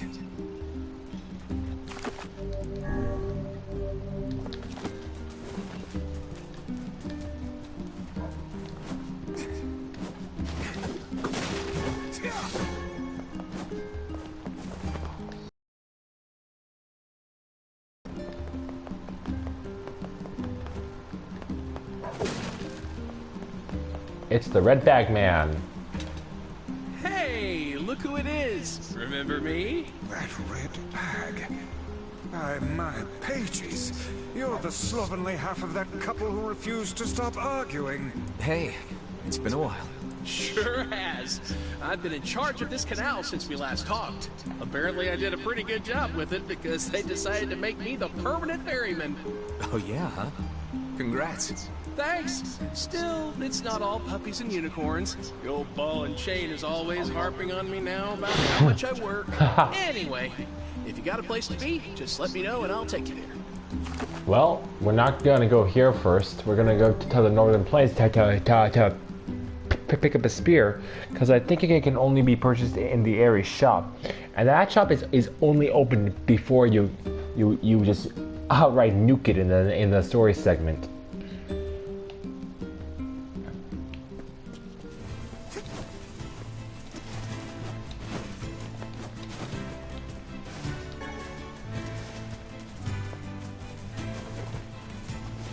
Alright, so it's off to the area, right? Just gotta mimic.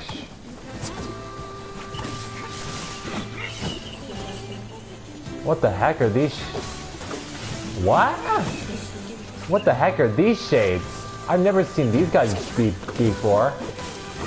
They look weird.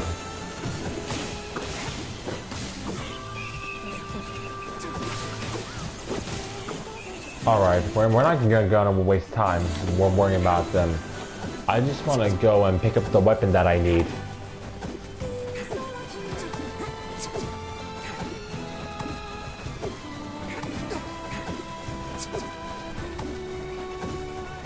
Actually...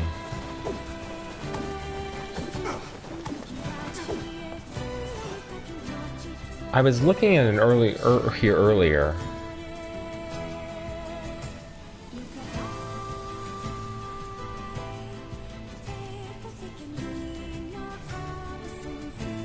Anyways.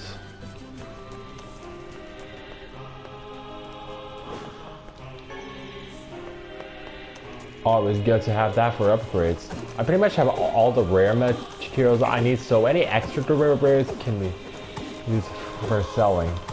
Huh. I remember farming eagle eggs here. That didn't take too long. Yep, the shops are open. And it looks like there is a weapon shop over there.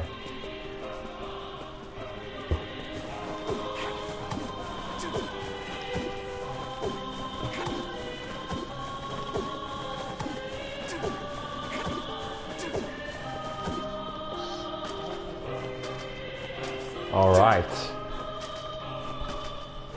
Wait. Actually, it's not up that way. I think actually it's over here. Yep. Yep, they're over here.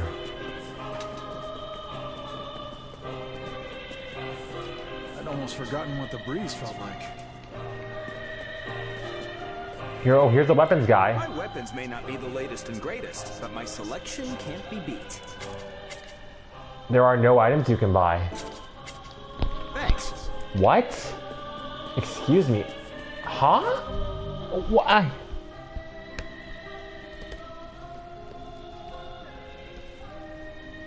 Okay, that's weird.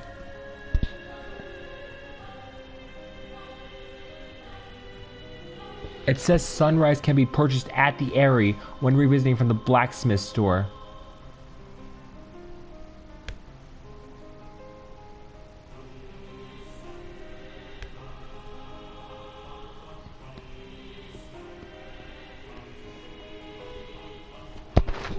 Okay, well, I don't want to travel all the way back to the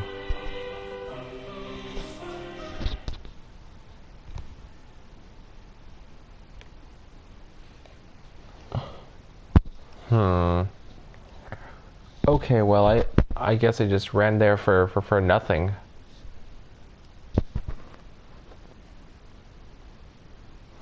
But hey, at least I picked up iron ore, so that's good.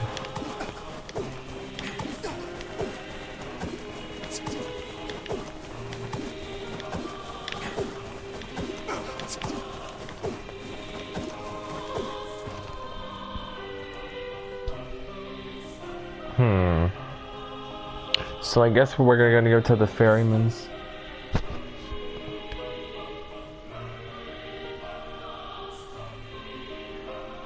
Do we have the sunrise spear? We don't. Where am I supposed to get it from then? Wait, it's overcast. Maybe when we get further in the story or something? Whatever. Anyways, we're riding on the lore. Lost Shrine rear path, that's what it is. I think we can actually jump down there.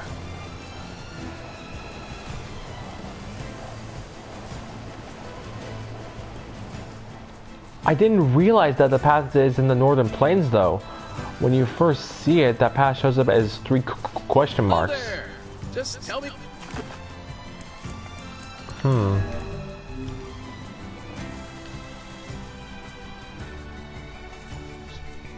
Okay.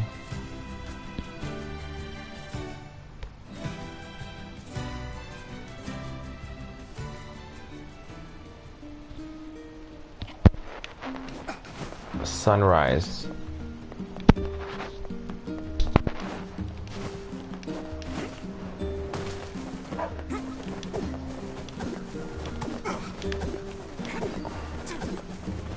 Wait.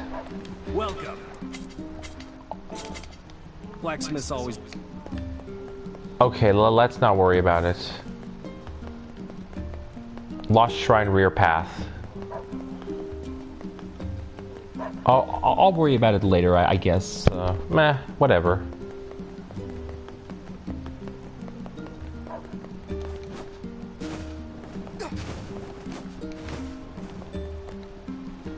Oh there.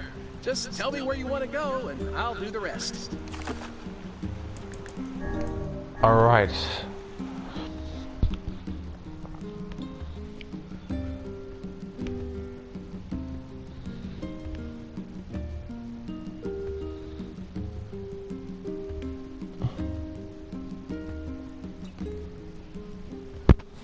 The Lost Shrine's up ahead, just past this cave. Alright, hold on guys. I'm gonna look up all weapon locations in NieR Replicant.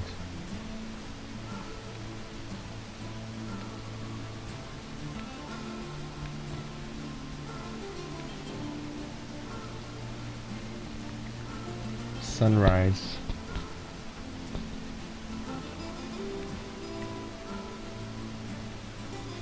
I'm looking at this right now.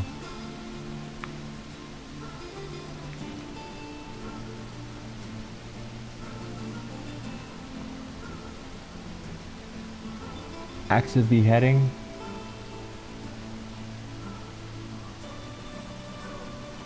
As well as the shadow. Let us make haste. Did the game bug for me or something? Oh no.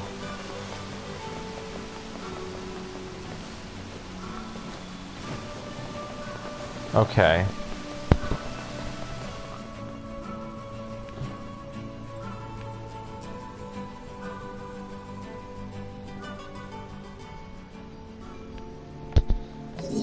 Hansel.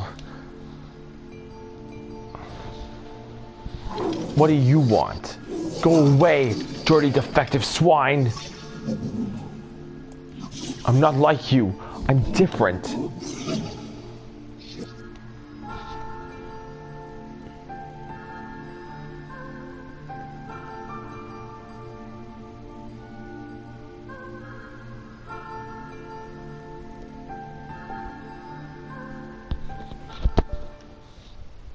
Is there something I'm missing?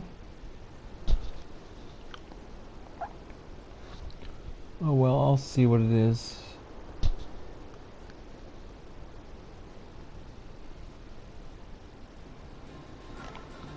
I need to check my weapon inventory.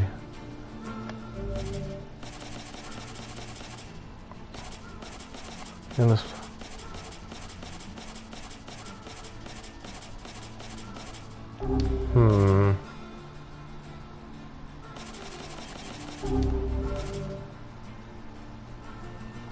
I do have the sunrise spear. Oh my gosh, I'm an idiot.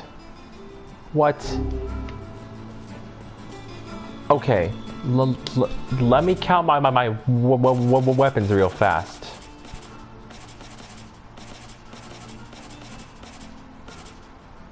$12, $13, $14. No, that's 13. 14, 15, 16, 17, 18, 19, 20, 21.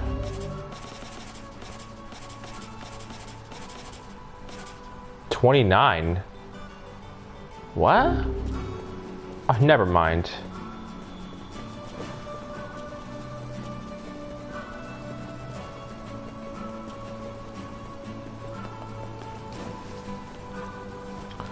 I'm not counting on the...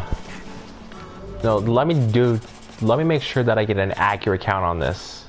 1, 2, 3, 4, 5, 6, 7, 8, 9, 10, 11, 12. Not counting the DLC weapons. That's 13, 14, 15, 16, 17, 18, 19, 20, 21, 22, 24. What am I missing? That's 29 weapons.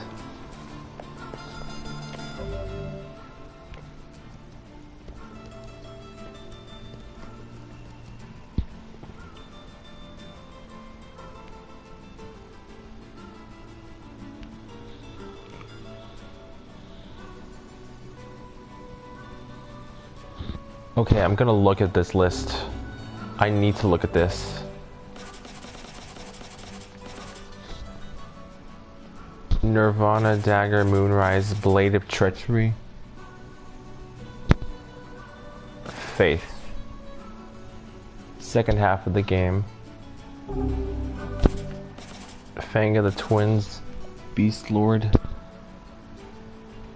What's the Devil Queen? The Devil Queen is a spear. Beast Curse. That's a spear also. Phoenix Sword.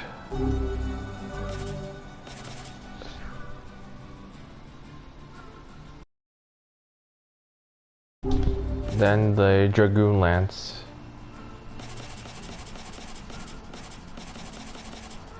Oh, that's what I'm missing. Oh, okay, I got it. Ah, okay, I now I know exactly what weapon I'm missing.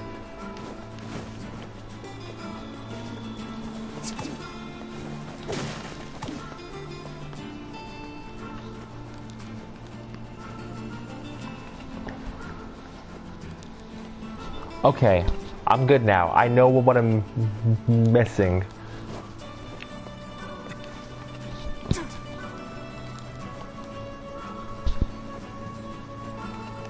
All right, let's keep going.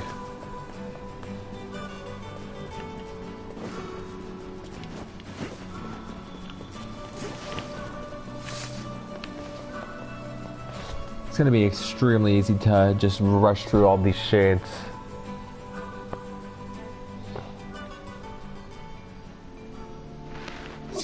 You again! Stop bothering me. Grimoire Vice has been taken away. Hansel is dead. There's no reason for me to exist anymore. My life is over. Just leave me alone.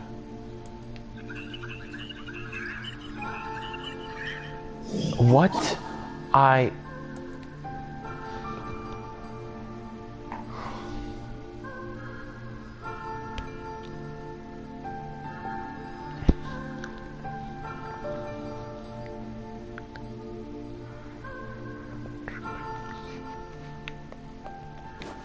Ain't you excited, sunshine?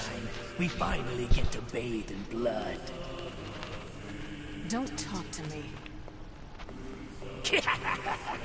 I want to kill so bad I can barely stand it. Alright, the music. These shades pose no threat at all.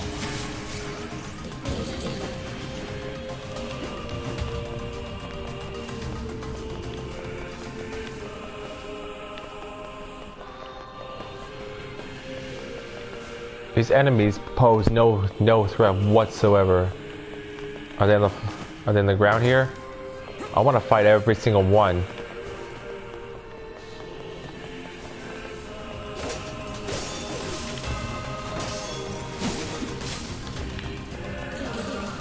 Charge attacks are very effective, breaking the guard. Of course.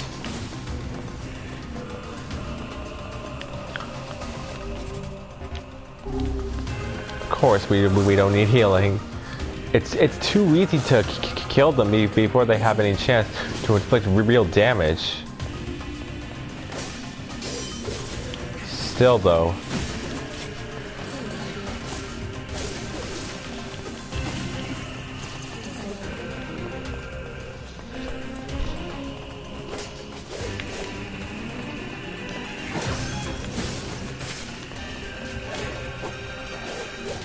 Wait, we got a twisted ring, we got a rare item. Not like I really need it though. I already have all the upgrade materials I need except for one subdued bracelet.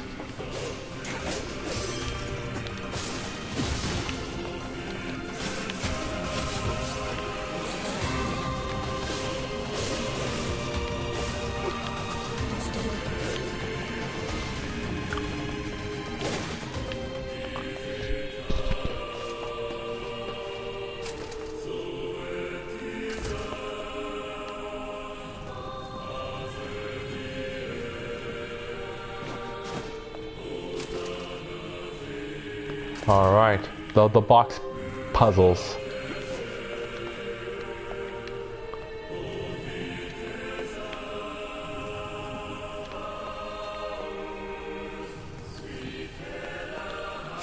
Alright.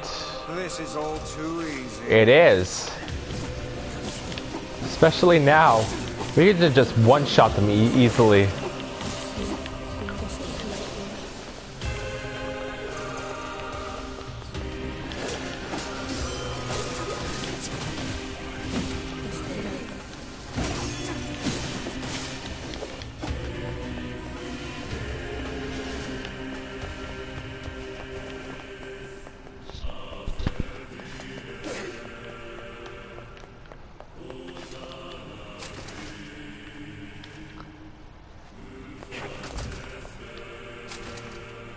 Okay.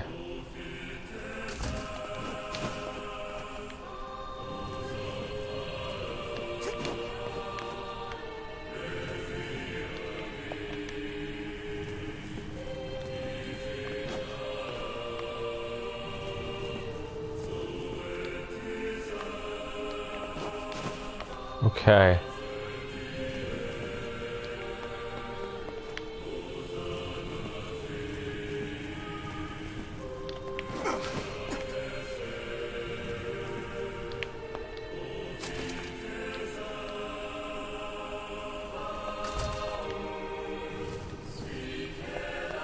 Alright, move this out of the way.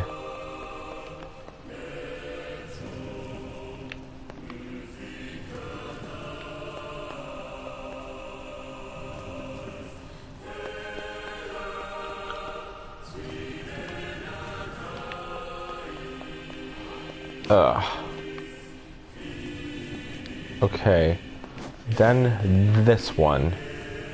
And the door is not open yet. Okay, now it is. There we go.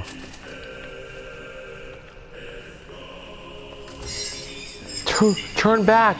Turn back! What's with these guys? Certainly not your garden variety shades. Their bodies aren't fully functional.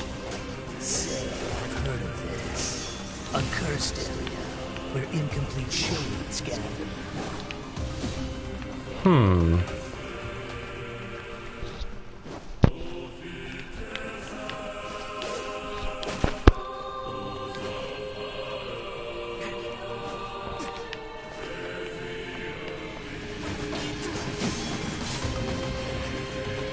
Oh my gosh, the music.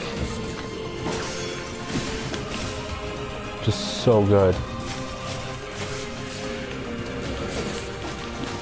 Doing that finisher is immensely satisfying. It's why I like to do it each time.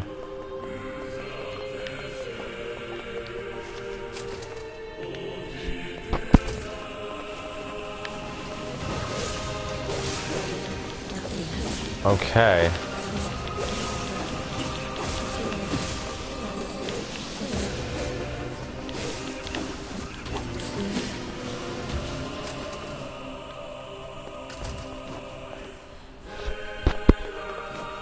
Okay, first thing we gotta do, move this one back so we can move the other one forwards.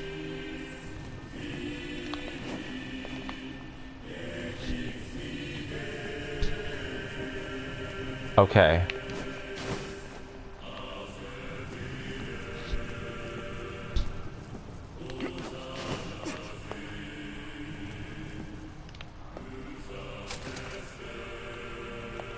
All right.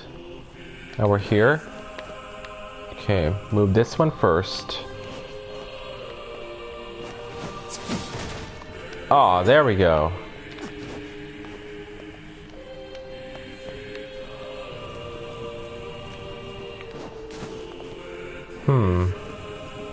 So, I see what we gotta do. Okay, it's easy.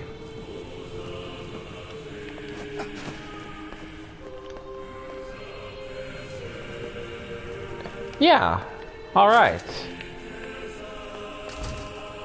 It's not like you remember the box puzzle, you just mainly remember the story. Okay.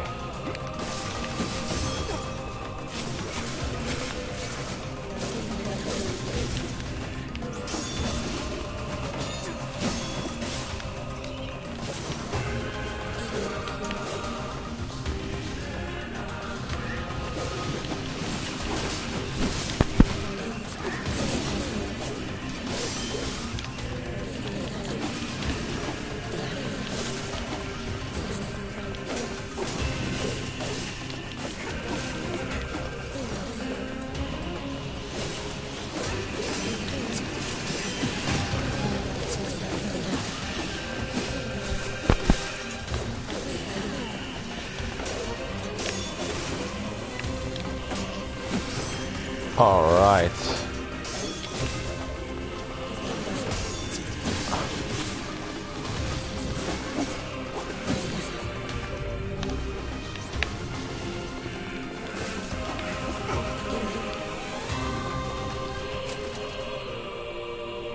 I don't really need the item drop or anything on. A boss shade. Too easy.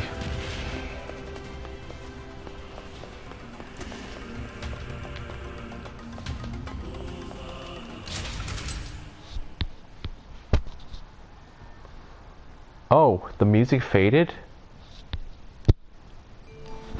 Oh, what's... Oh, I forgot about this. I've treated you all poorly. I mocked you, betrayed you, all because you went Gestalt before the change was complete. But after all this, I think I can understand you. I think we can speak as equals. This makes me very happy. I hope we can spend the rest of our life...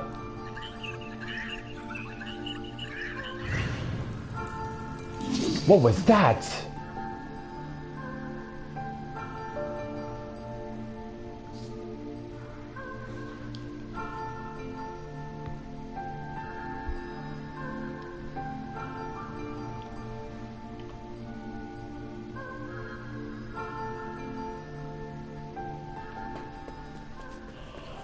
Kaine, Emil, look, from now on, I'm going to sleep outside with you. What was that? Why?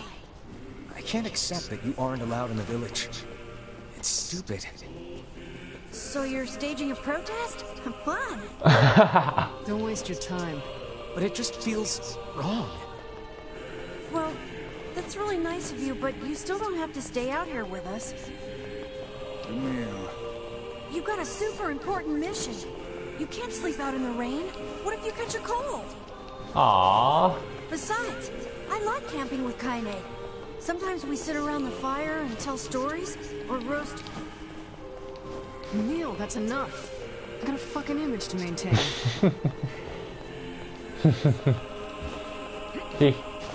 Well, we know because we saw.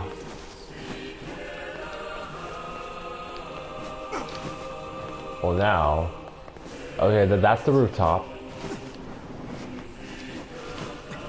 We seem to be surrounded by a mob of helpless puppies. Just kick them aside. Yep. Just swat him aside. Just one-shot him. And it's so easy. Use it to all categories. Martial arts, garbage. This is hardly the time to be writing letters. Alright, we got a broken saw. Not that we need that, but still. Very nice to get a rare drop. Alright, now let's save. Okay, so now there are actual speedrun trophies for beating the bosses in a short amount of time. I'm going to go through this as fast as I can.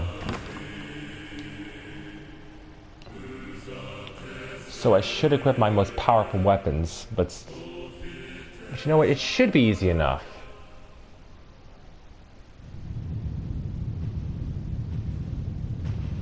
All right.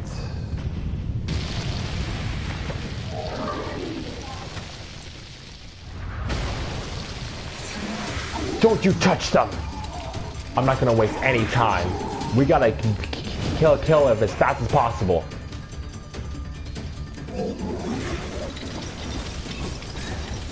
What's going on? Okay. Phoenix dagger, Phoenix dagger. There's dozens of them!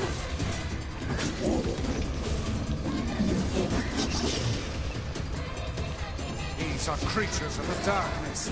Lure them to the light. Okay. Pathetic to the end, I see. Aim for that statue. It's the leader.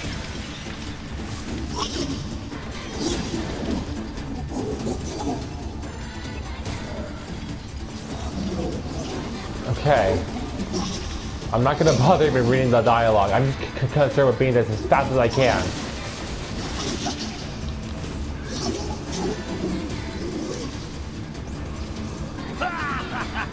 Oh, you're funny. I'm gonna start crying. Okay, no time to waste. Skip cutscenes. Just skip the cutscene. No time to waste.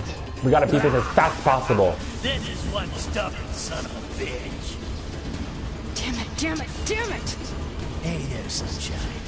You ain't feeling bad for this week, are ya? Ain't no turning back now. You gotta lust for blood. Embrace the slaughter. All we know is the thrill of battle. Ain't that right, Kaine? Alright, I think we got it. Skip the cutscene, skip him, go as fast as we can. Kaine!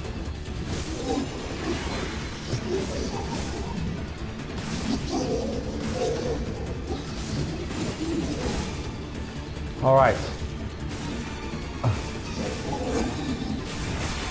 Did we get it?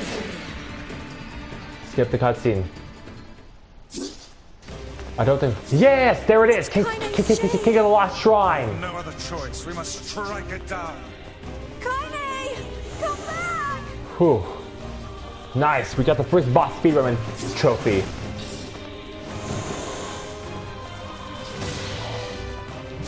Easy enough. Now, pin her down. Kaine, please! Oh dear. Oh, that was quick. Kaine! Kaine! The trophy was called King of the Lost Shrine. Kaine! couldn't hold it back. I can't be with... We're always going to be together, Kaine. If you transform again, we'll just stop it again. As many times as it takes. Okay. I don't care how tough it is. We're gonna get you back. I like sleeping outside because I'm with you, Kaine. I'm able to ignore my appearance and keep going because of you. That's so I'm weak, sweet. and I'm sad, and I'm lonely. But you make me strong. You're my friend, and I need you. So don't you dare leave me. Aww. All right. Stop crying. Okay. And thanks. I'm all right.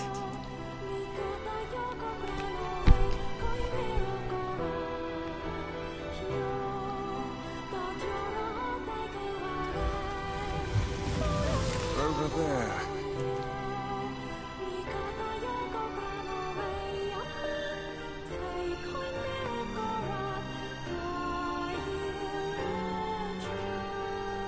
Let's walk over slowly. We want to savor this. Just want to savor every moment.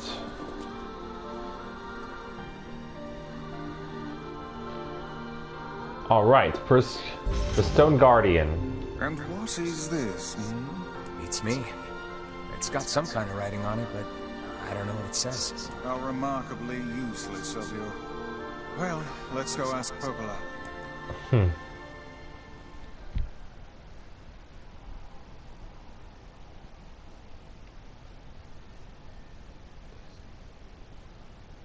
It's a cipher of some kind. Can you determine its meaning? I think this is the key to unlocking the Shadow Lord's castle. Oh. Here, take a look at this. Sacrifice the log robotics. Remember, we know all this. I wrote down all the words I can understand. This fragment is called the Stone Guardian. Given that you found it in the Lost Shrine, the words must mean something. There are spaces here for 4 other fragments as well. Sacrifice, the Law of Robotics, the Memory Tree, Loyal Cerberus. The Law of Robotics probably refers to the Junk Heap, and the Memory Tree might be the Forest of Myth. But as for Sacrifice and Loyal Cerberus, I don't have a clue. Not a problem.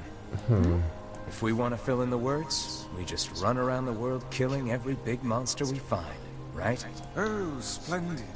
By all means, let us undertake a murderous rampage. They're just shades. Besides, it's the only way to reach the Shadow Lord. They're humans. It's a dangerous task. Yeah, well, Yona's in even more danger. But how can we even be sure that she's... Because she is! Right? Whew. The Junk Heap and the Forest of Myth, yeah? I'm on my way. Please be careful. Oh, and listen. About Kaine and Emil. The villagers know how much they've sacrificed, and they're thankful. It's just... Well, I did enough reading for one stream, so I'm going for the Junk Heap. Can't change overnight. I'll hurry them along the best I can. But can you please give them a little more time? I'll try.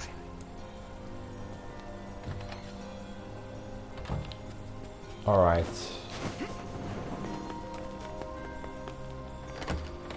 Well, we're gonna save the game again. I'm not gonna stop just yet.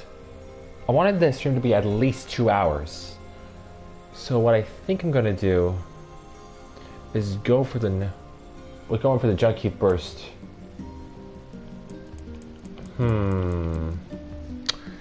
All the other times I've gone for the Junk Heap burst, but this time I think... No. Actually, I've gone for the Force, but just to make things a little more interesting, we're going for the Junk Heap burst. Popola said we might be able to find a key fragment in the Junk Heap. Perhaps we can find a clue at Two Brothers' weaponry. Finally, I can upgrade my weapons.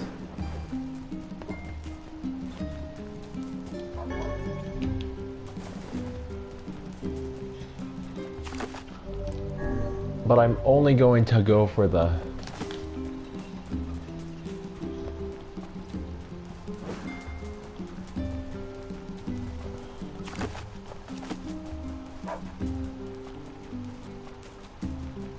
Alright, well... Spear. just jump up here. Take the shortcut. To the junk heap we go. Oh there! Just tell me where you want to go and I'll do the rest. Okay, Northern Plains.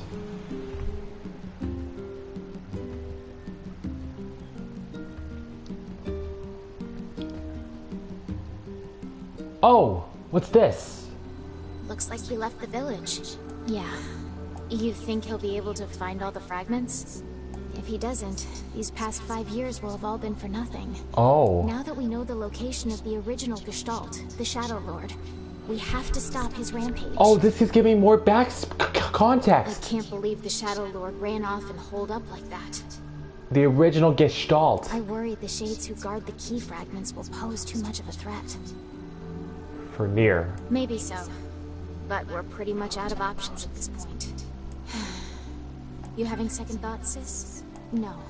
The plan is all that matters. We must see the plan to completion. So they manipulated this whole thing from the start. He What? is simply a tool to that end. Oh. So they don't even really care. We're just pawns in the game. What?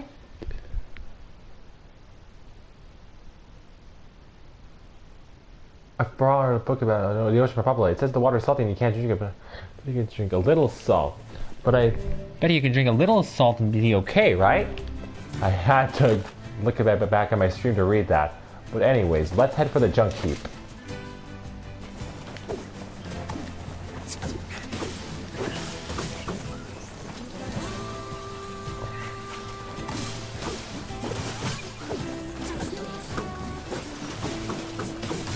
Come on!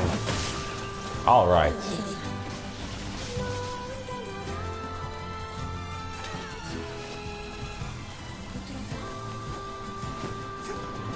I kind of want to save my weapon upgrades for the end. The only weapons I want to upgrade right now are Beast Bane, Beast Curse, and Beast Lord. And then we can wait to upgrade the other weapons till 15 nightmares. I just have my own way of doing things. So yeah.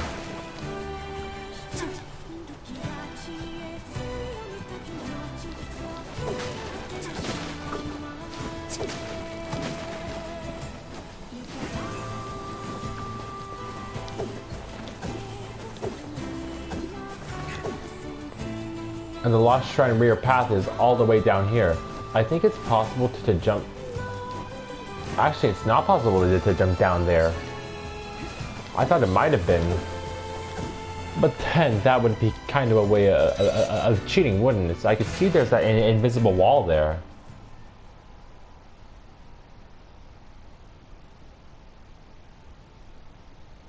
Alright, the junk heap.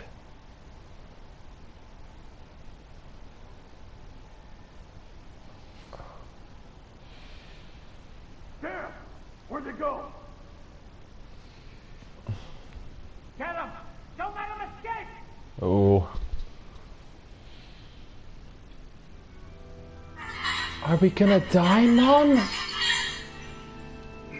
My child. I see something over there! You're almost grown up now, my child. Stay strong. You must run now. Do you understand? Run as fast as you can. What about you? Our challenge is gonna give you time to escape. No, you can't. Be safe, my child. Be safe and happy. Promise me that you will remember your mother. Mom! Mom, wait! Let's go together! Mom! Here! They're in here! The child's mother dies. What a cruel fate indeed. Mom, no!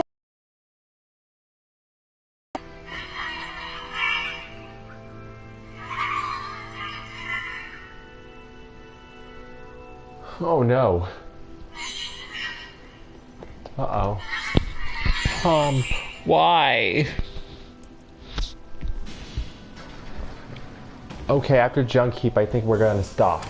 That seems a good place. Who's there? Who are you? I'm Khalil. What's your name? Military defense robot, P-33. You are an intruder. You must be eliminated. Error. There is something leaking from your eyes. I'm crying, you big dumb robot. I miss my mom. What is crying? Who is Mom? It doesn't matter. I can't see her ever again because she's dead. My creator is also dead. He perished hundreds of years ago. Hundreds of years ago? Really? 874 years, 10 months, 14 days, 4 hours, and 43 minutes. 44 minutes. 874 years, wow. Aren't you lonely? I am incapable of being lonely, or missing others, or crying. I'm crying because I don't want to die. You will die. If the humans catch me, they're gonna kill me. Why will they kill you?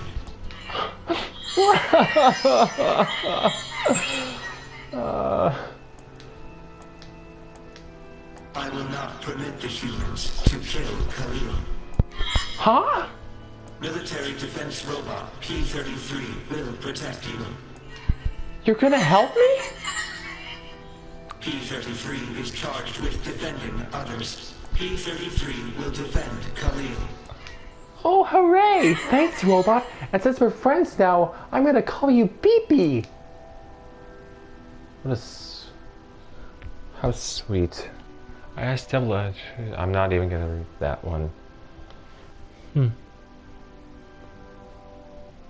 then we have the main cutscene.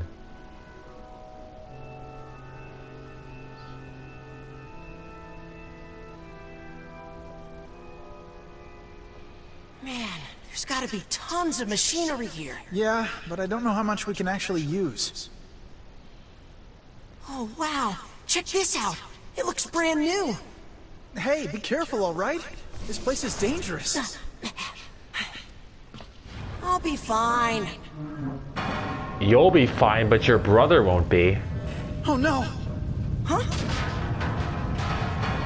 Look out! Huh?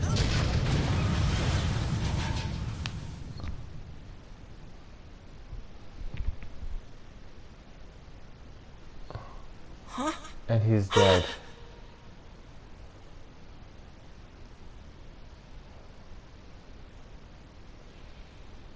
Jacob! Oh God, this can't be happening! Jacob! Jacob! He ripped his arm out.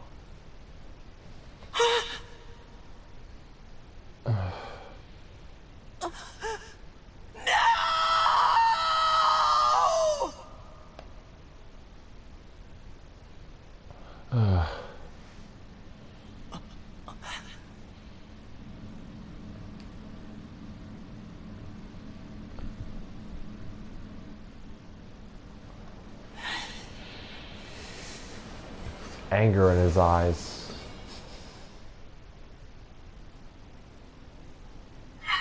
Wow, that was scary. The noise of the intruders caused the structure to fail. They should have proceeded with more caution. One intruder has perished. Oh, that's terrible. I told you they were chasing me. They seem nice.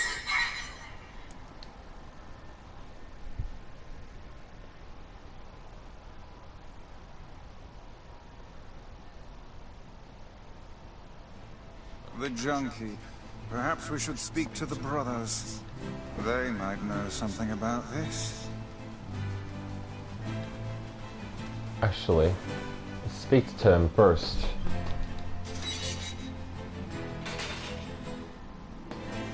Oh, hey there. It's been a while. You're the little one, aren't you? You've grown up. How fares your brother? My brother's been dead for 4 years. Oh, see. Please forgive the question. It's okay. I need to ask you something. What is it? You heard any rumors about shades around here? Not the little ones. I'm looking for one that's unusually big and powerful. No, I haven't heard about anything like that. But I haven't really been listening. All I want is to destroy robots. Just rip them up. Huh. Okay, never mind then. See you later. Wait! Yes? I recently got my hands on a weapon. A very powerful weapon. I thought you might get some use out of it. Iron Will. Don't we already have this weapon? These things happen the second time around. Or the third time now. His sword has seen better days. Yeah, it's pretty beat up. I mean, there's potential, but it's fairly powerless right now. Can you repair it? I can repair anything with the proper materials. If you'll fix it, I'll get the parts. I'm so glad I decided not to throw this out. I'm gonna need some memory alloy. Only the real big enemies on the second basement level have them, so watch yourself. Also, here's the passcode to get down there. Use it on the elevator. You got it. I'm gonna need some memory. Only the real big end. You got it. By the... What can I help you with? Okay. The beastable weapons are all I want to upgrade right now. Iron ore, complex machines. Yeah, we have basically all the materials we need for this. Oh. We just gotta buy iron ore from him. Come. I'm only the... You got it. But what can I help you with? Buy and sell items. 15 iron ores is how much we need from him, right? Easy enough.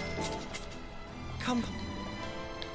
I'm only... You got it. What can I help you with? Alright, so... Beastbane. Then we want... Kusanagi? Oh, just iron ore. Easy enough to get. Beast Lord. Ha! I grinded all the materials I needed, so we're good. And then I want Beast Curse to be upgraded too. And there we go. Come back soon. Alright. Well. Now that all my favorite weapons are upgraded, I would say we're set for the rest of the playthrough.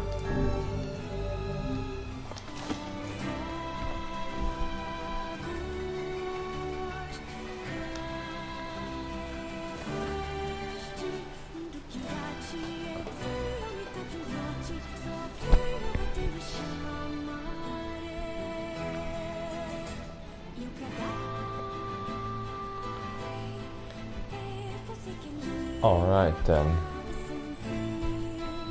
2 hours for streaming. You already possess the following item and memory alloy. It's a shame about the older lad. He was but a child. Sounds like you went into a dangerous area for the sake of the business.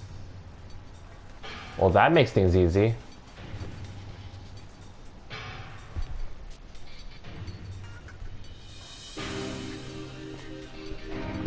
I even have extra memory alloy too, I think. Oh! Have we seen this one? Okay, ready? That's a ship! A large seagoing vessel that carries freight and passengers over bodies of water. Yay! You're so great, DP! You've learned so much! You have taught me much, Khalil. You have helped to expand my vocabulary. You have instructed me in the ways of the outside world. Well, there's tons of stuff I don't know either. Maybe we should leave here and go explore the world. Because we are friends. Aww. That's right! Yay! It's gonna be fun! Khalil. And P-33. The best of friends.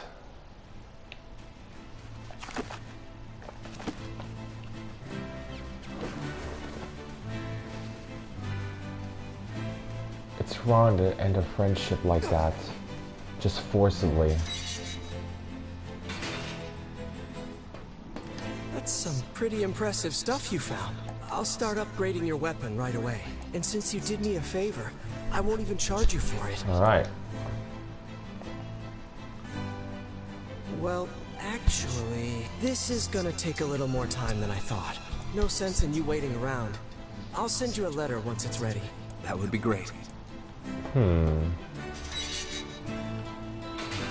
It appears we have some free time on our hands. So either we can go for the Forest of Myths right now, or we can go speak with Popola about the Aerie.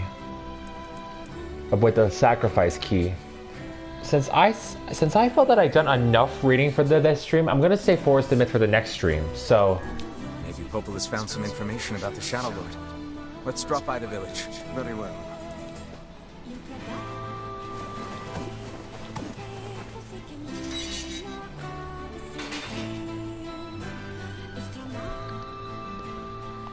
We gotta get that trophy too.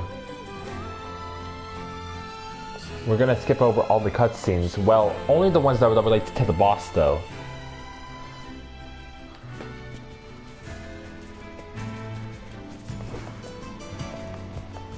Oh, what am I doing? Hey.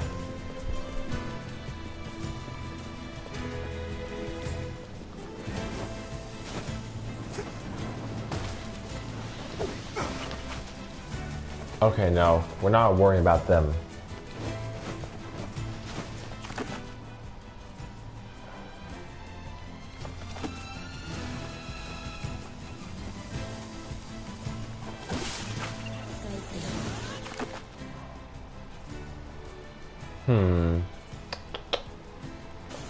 Where's the fast travel boat? Where's the fast travel boat? Over here, yes?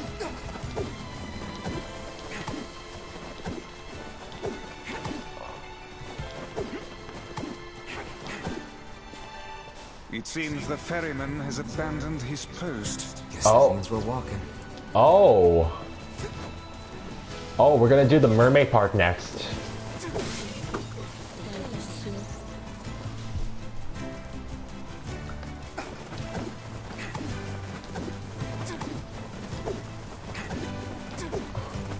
That mermaid is the point in the stream where I'll stop.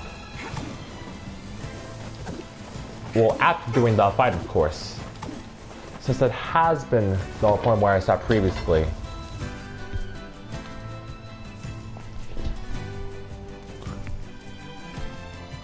No, he's dead.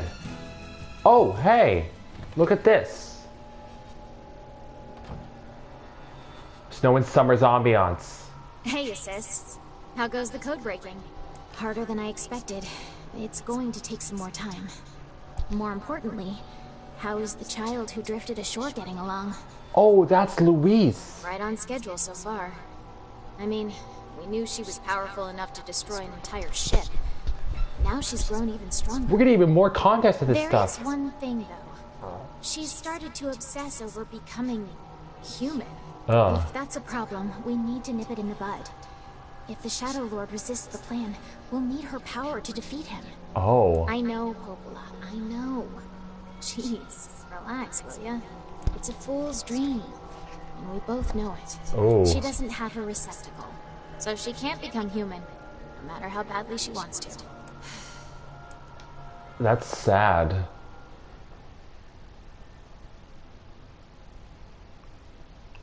So they know about her. They know everything about the world.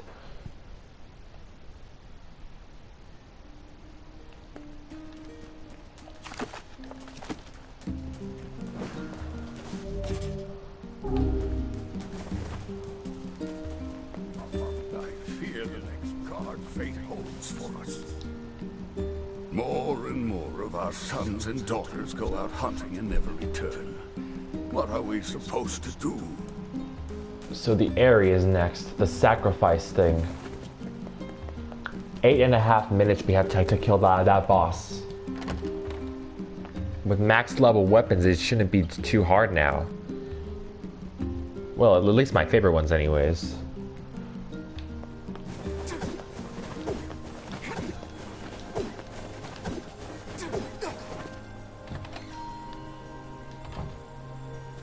Hey, Popola.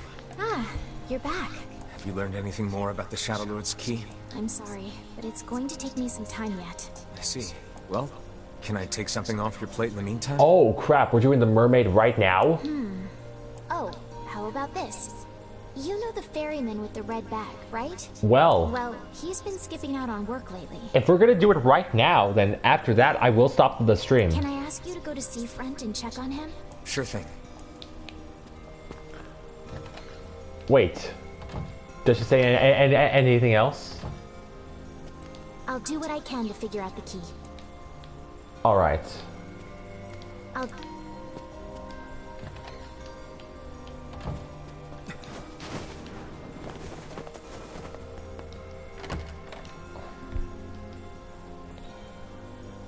Well,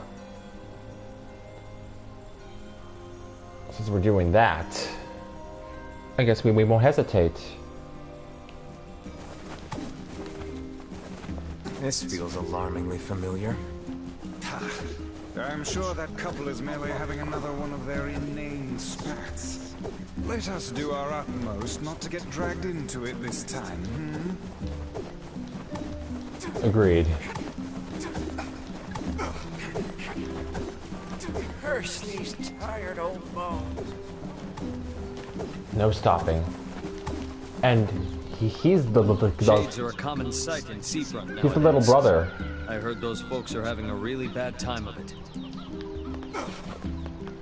First the Shades started wearing light-resistant body armor, now the postmen are falling behind. I tell you, this is a tough old world. It's a shame we can't maintain contact with Seafront. They were our main trading partner. And now it seems like we're always running out of food. So we're not gonna waste any time on that boss fight. That's the boss where you don't want to skip cutscenes. With max level weapons and as high level as I am, it should be very easy to take her down. Let's see. Strength capsule, magic capsule. Yeah, we'll be fine.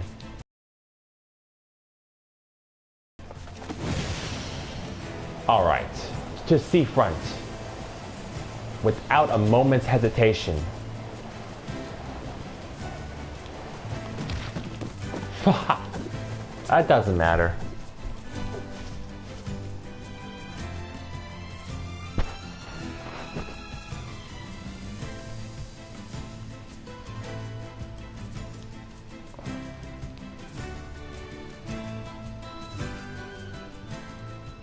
Oh, what's this? There's something new. Yeesh. I don't think I've ever seen fog this thick before. Oh no. We're seeing all this again. What's that?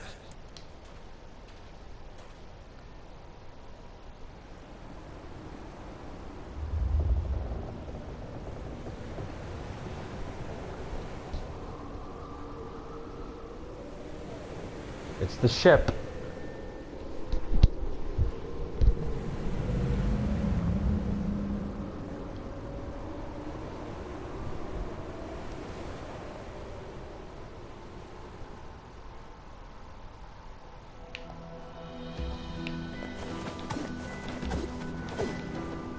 Okay.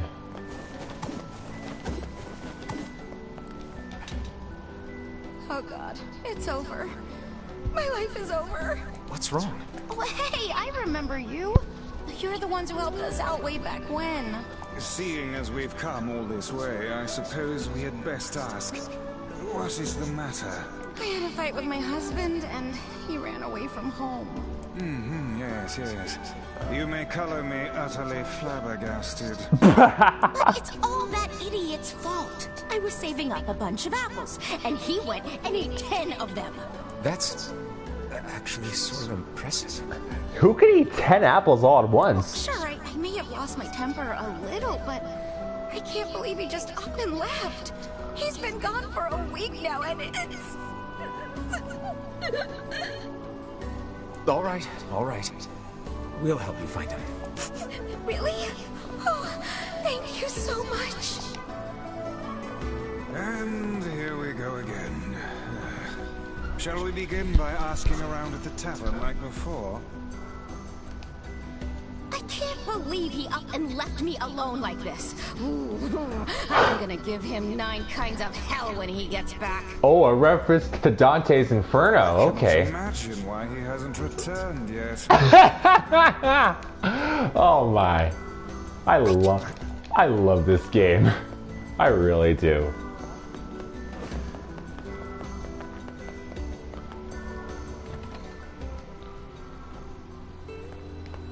Hey there. I'm looking for the guy with the red bat. You seen him around lately? Really? Is that couple fighting again? Yeah, the guy took off and hasn't been seen since. I take it this isn't a surprise? Hardly. Their arguments are legendary. We're actually considering selling tickets as a tourist attraction. Anyway, I think he's from that village with the library. Maybe he went back home. I think his brother is a guard there or something. Thanks for the tip. I'll see what I can figure out. I think he has a brother who's a guard in that... Say, you're pretty handsome. Care to buy a lonely woman a drink? Yeah, I'm good. Trade's dropped to nothing, so it's hard to get food anymore. Huh. No thanks. Oh, changed your mind, handsome? Sit down with me. I'll even buy you a drink. No thanks, lady. Jim! What about this guy? You really have terrible luck with the ladies. Okay. Then we're gonna get more character development for the postman and Louise.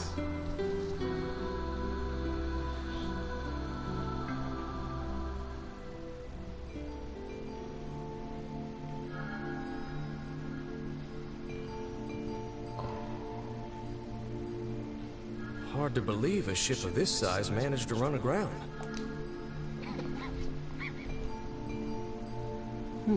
What was that? Hey, is someone there? Okay, I definitely heard someone cough just now. Maybe it's one of those kids from town? But where are they?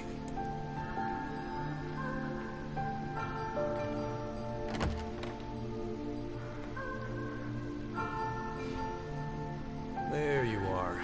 What are you doing here, kid? And who are you, anyway?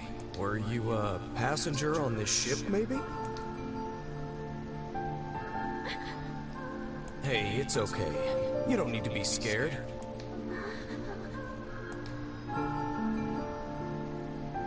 Aww.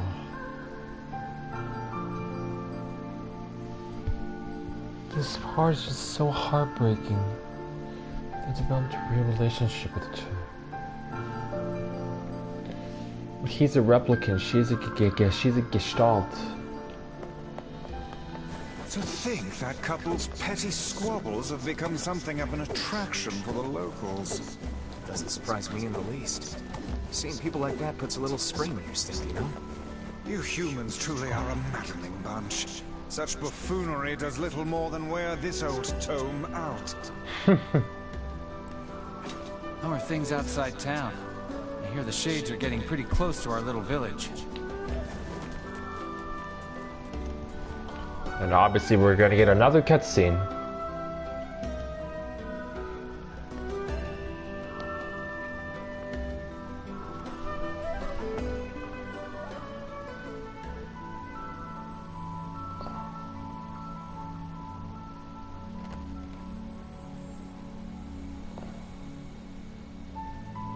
Hey there.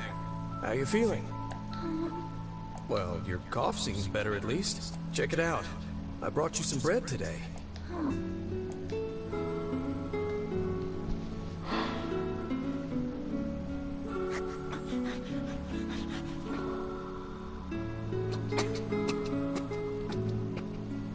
Whoa, easy there. Jeez, you must have been starving. Well, look, no one's gonna take this from you, so just take it easy so you don't choke on it, okay?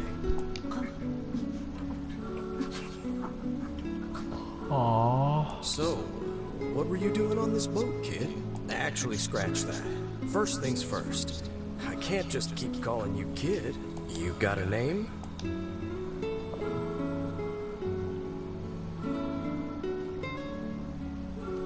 Well, this is going nowhere fast. let's see. Louise. Yeah, what about Louise? I mean, it just sort of popped into my head, but what do you think? Aww. Guess you're okay with it. Well, it's nice to meet you, Louise.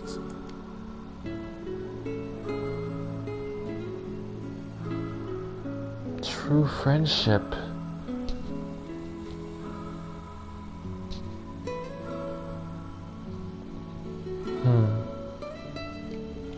Alright, on the boar. We searched the southern plains back when the wife ran off too, right? I believe we did, yes. Lots changed since then. So it's kind of nice when we find something that hasn't. The fact that couple is still arguing almost fills me with, I don't know, hope, I guess. Aww. If you ask me, that particular couple could benefit from a little change.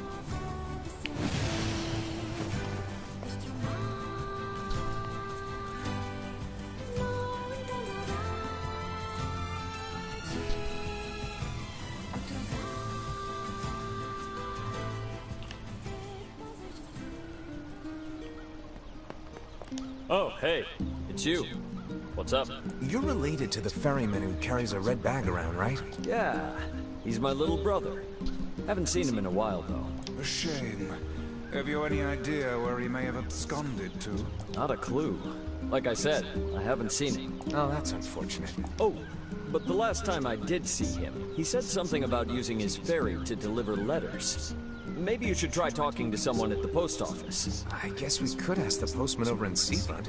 Just once, I would enjoy receiving a quest that can be solved in the general vicinity of the Asker. Say, if you happen to run into my brother, you mind telling him to stop home and see his family every now and again?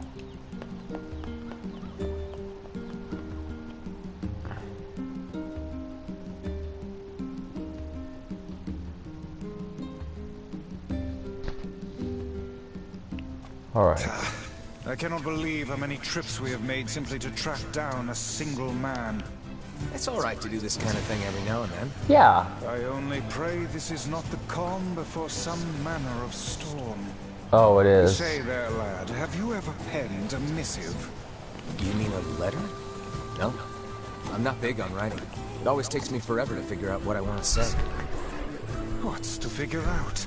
One simply takes quill in hand and unleashes their soul upon the canvas of the page. Whatever you say, Vice. I agree with Vice, though.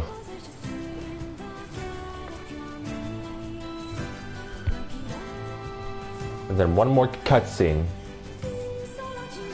where he gives her the bow.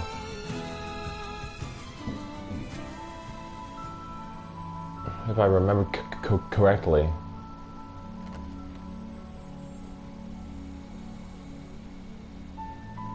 Hey there, Louise. Say, where'd you get that red bag? Found it on the ship, did you? Aw. You kids are so darn curious about everything. She got it from the man. Anywho, it's good to see you. Afraid I don't have any bread today, but I did bring you something. It's a bow. Here, it's a ribbon. A ribbon. Let me tie it in your hair for you. Or bow.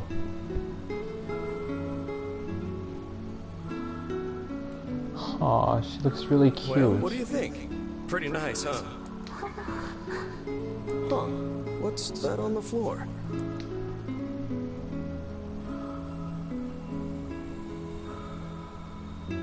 Oh, it's a mirror. Well, that's a stroke of luck. Let's go ahead and check out your new look. If you go over there where it's brighter, you'll be able to see yourself more clearly. But she's a shade. What's wrong? Don't you want to see? Oh, I see. You don't like sunlight. Guess your eyes are pretty sensitive after spending all this time in the dark. Well, it's not like we can have you stay here forever. We should work on getting you out of here so you and me can go look at the sea together. How's that sound? Aww. It's such a shame that she's a shade. It really is.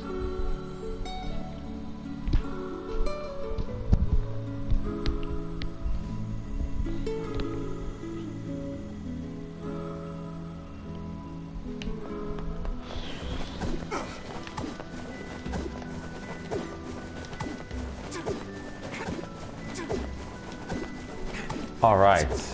Well, we have max weapons, so it won't be too hard. To the ship we go. Oh wait, no. The postman, the post office. Right. Hey, postman.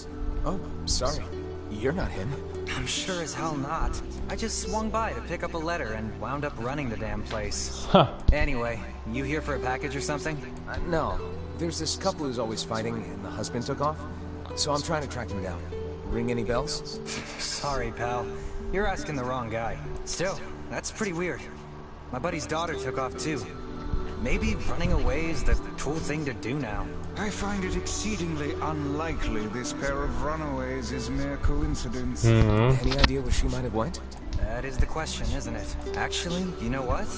I bet she went to check out the huge shipwreck that drifted into the inlet the other day. Not often something like that comes around. It's all the kids have been talking about. We keep telling the kids here in town not to go near the inlet, but... well, you know how those little devils are. Alright. Another story segment? Yeah, it's loading. There is something else.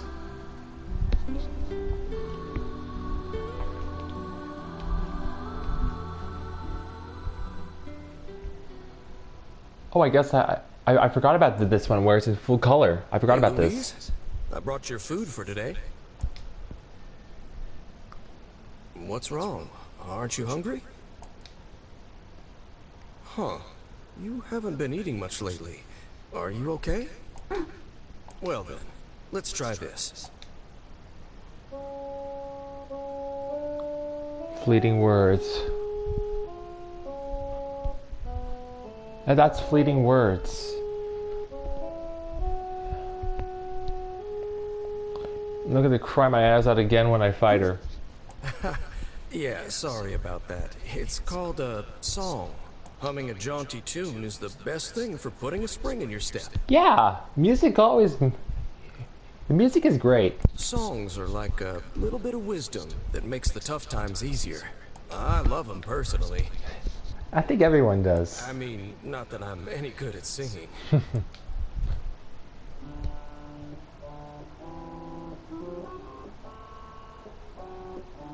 Voice is a bit rough. Whoa, your voice is a bit rough there. Yeah. But you're actually pretty good.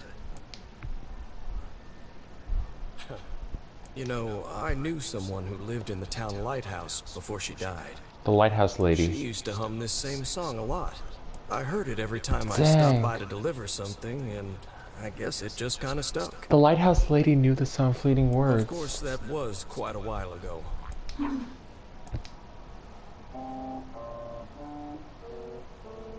Hey, are you trying to cheer me up? You are a kind soul, Louise.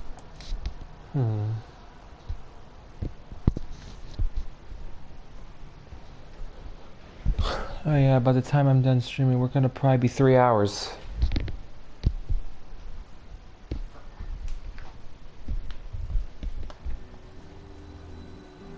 I'm sensing some really weird magic going on here, Sunshine.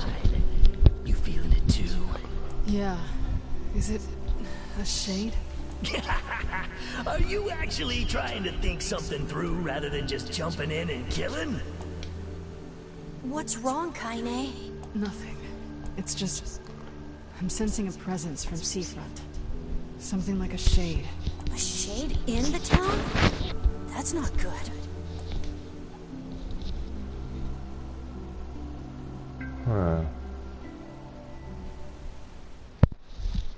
No, it's not good.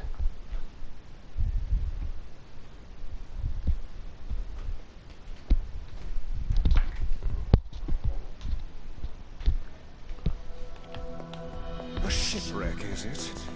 I suppose we might as well investigate, seeing as how we lack any other tenable leads. Right. Let's head for the inlet.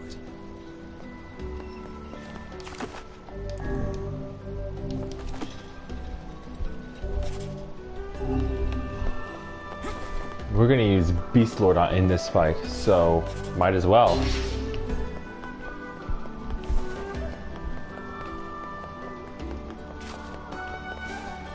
Kaine, Emil.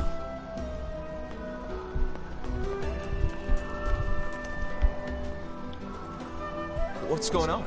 I haven't seen you two come into Seafront in, well, ever, I guess. Sorry for the surprise. Kaine said she sensed something strange in the area. Strange how? Like a shade? Maybe. I'm not sure. There's some kind of sound or something coming from up ahead. What an incredibly specific piece of information the hussy has graced us with. What is it, Kaine? Nothing. Let's get moving. Alright. There's the shipwreck.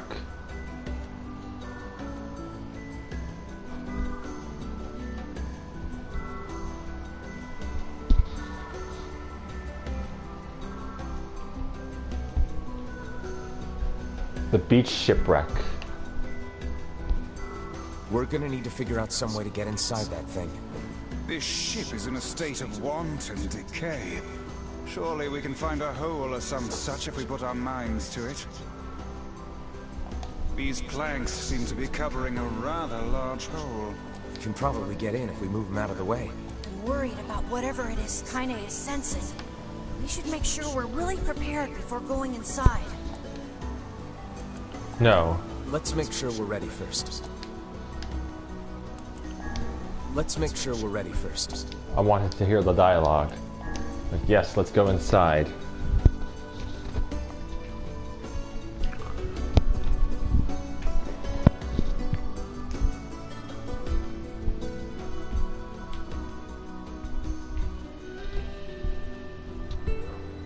Alright. This last cutscene. So, were you able to write that letter? You know, now that I've taught you how. Oh, I just saw the blood there. Not yet, huh? Well, there's certainly no reason to rush. You know, it makes me happy that you've taken such a shine to me. First time we met, I didn't have the foggiest idea what was going on in that head of yours. So, hey, I've been thinking. How about you come live with me? It might be kind of nice to have a daughter around. No. Not into it, huh? Guess I should have figured. I'm sad to hear it, but it's your choice, of course. Huh? The floor's wet. Wait, is this blood?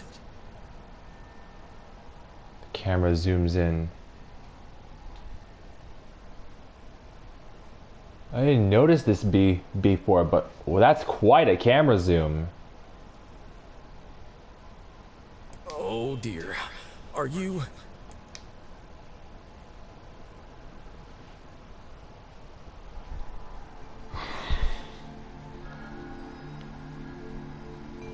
Oh, baby, that is one hell of a smell. We got something real nasty nearby, eh, Sunshine? Come on, don't tell me you ain't picked up on it yet. You of all people gotta know what this smell means. This ship is in poor condition indeed. Do try not to thrash about and bring its timbers down around us, hussy. Whatever. You sure you're alright, Kaine? You really shouldn't push yourself. Hey, I've got an idea. How about you and me search outside and get some nice fresh air in the process? Sure. Let's do that. Sounds good. Take care of Kaine for us, Emil. Emil is on the case. Come on, Kaine. Let's get the lead out. Alright. Well, that sounds like a plan. This place is pretty gloomy. I'm having a hard time imagining any townsfolk hanging around here. Well, as we've no other leads, let the search begin. I say, where are you going? We must search the ship for clues regarding the missing townspeople. Alright, well, can't turn back.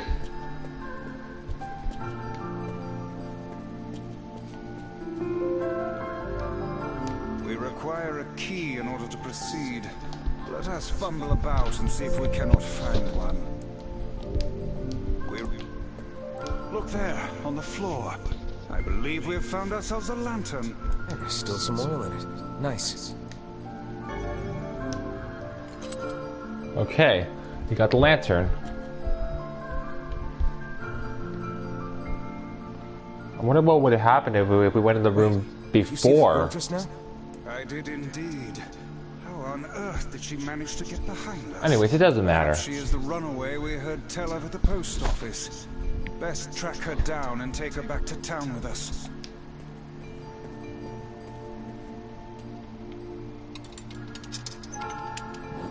Oh, we need the lantern. There's no one here. Weird. It's like we just saw a ghost. Oh, what foolishness. I am certain this room merely contains a secret passageway or the like.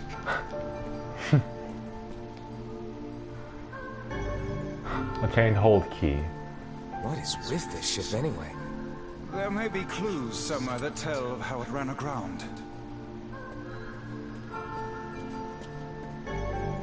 Use the hold key. It looks really dark up ahead. Then perhaps we ought to make use of that lantern we just found, hmm? Yep. Alright.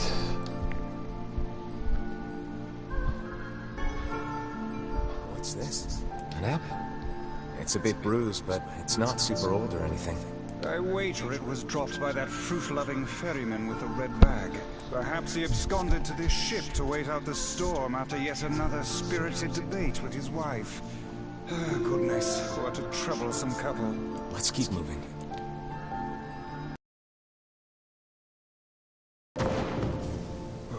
Oh, what was that sound just now? Sounds like it came from the floor above us.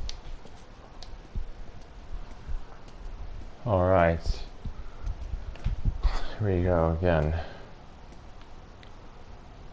This barrel's been knocked over, and there's flour everywhere. Surely it was toppled by the girl we saw at the entrance. Wait. Where? Cast your eyes to the floor, lad. White footprints. I didn't even notice that before. Left white tracks in her passing. Should we follow them, I expect we will find our way to her.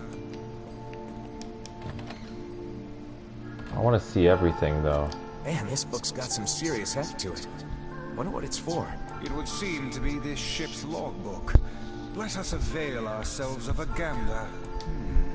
Records of the routes it traveled, the weather it encountered, and the places it made port. All in a painstaking level of detail. I would expect no less for a vessel of this size, until the day the records suddenly cease. Yeah. What the hell happened on this ship? We've no time to stand about deciphering a logbook. Let us move on. We've no... Alright. Okay. Let's go up here.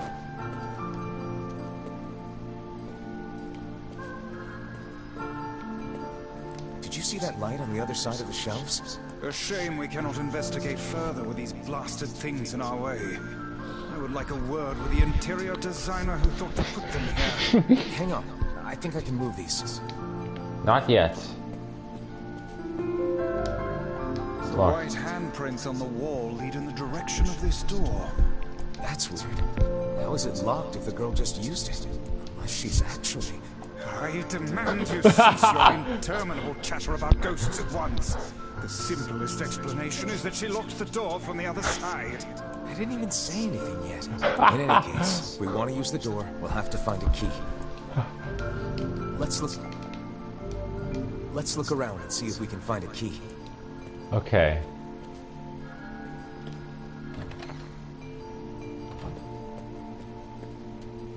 Hey, there's a notebook on this desk. Oh, wow, this thing is crammed full of information. A record of the cargo they carried, no doubt. Let me see. By my pages, this ship was used by slavers. Simply atrocious. Wait, you're telling me they sold people? And made out quite handsomely from the transactions, it would seem. Ugh. How could they do something like that? I do not know, nor do I care to ponder it. Let it suffice to say there are monsters who trade coin for misery in all corners of this accursed world. Yes. We cannot change the grim truth of this ship, lad. So let us instead focus on what we might accomplish in the here and now.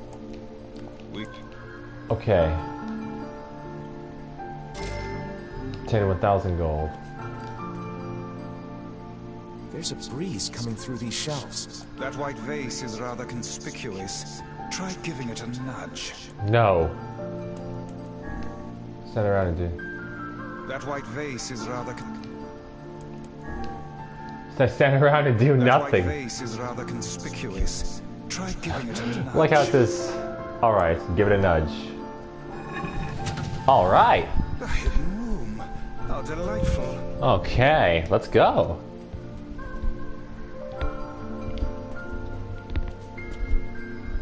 These chests are pretty huge. And what do they contain? Treasure, perhaps? I wish. Looks like a bunch of iron tools. Those are no mere tools, lad. They are instruments of torture. I shudder to think what evil transpired in this room. Ugh. This ship holds many secrets best left unknown. The exit looks walled off, and I think there's something written on it? And in blood, no less. The smudging makes it difficult to pass, but I believe it reads, "Let me out." No doubt they can find their human cargo in this room. That's terrible. We may be able to pass through here should we push the shelves in the outer passageway.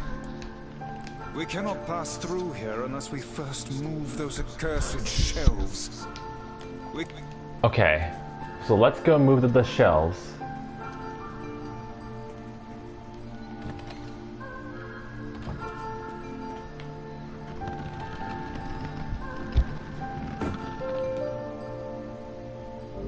The shelves can no longer be moved. It appears to be caught in a crack in the floor. It would not do to have the ground beneath our feet come undone, so let's give up on pushing the thing.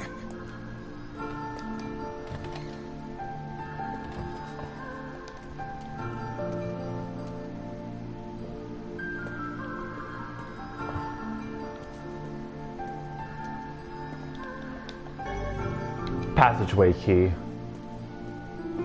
Don't seem to be any shades around, at least. Fortunate for us. Now let no more time be wasted in our search for the townsfolk. Yep. Let's go.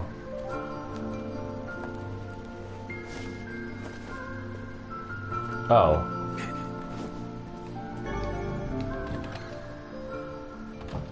The white tracks end here. Wait, I hear something.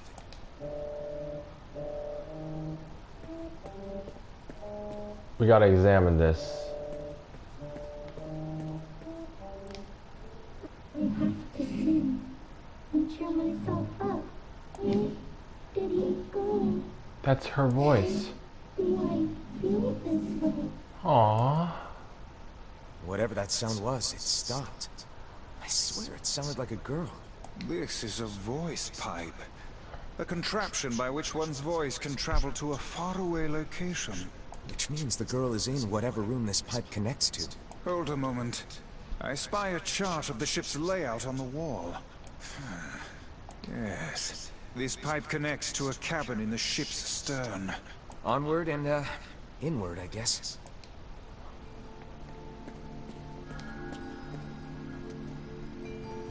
This little lantern has brought us quite far, hasn't it? Yeah. And the light it gives off makes me feel, I don't know, safe somehow. Well, aren't we the romantic?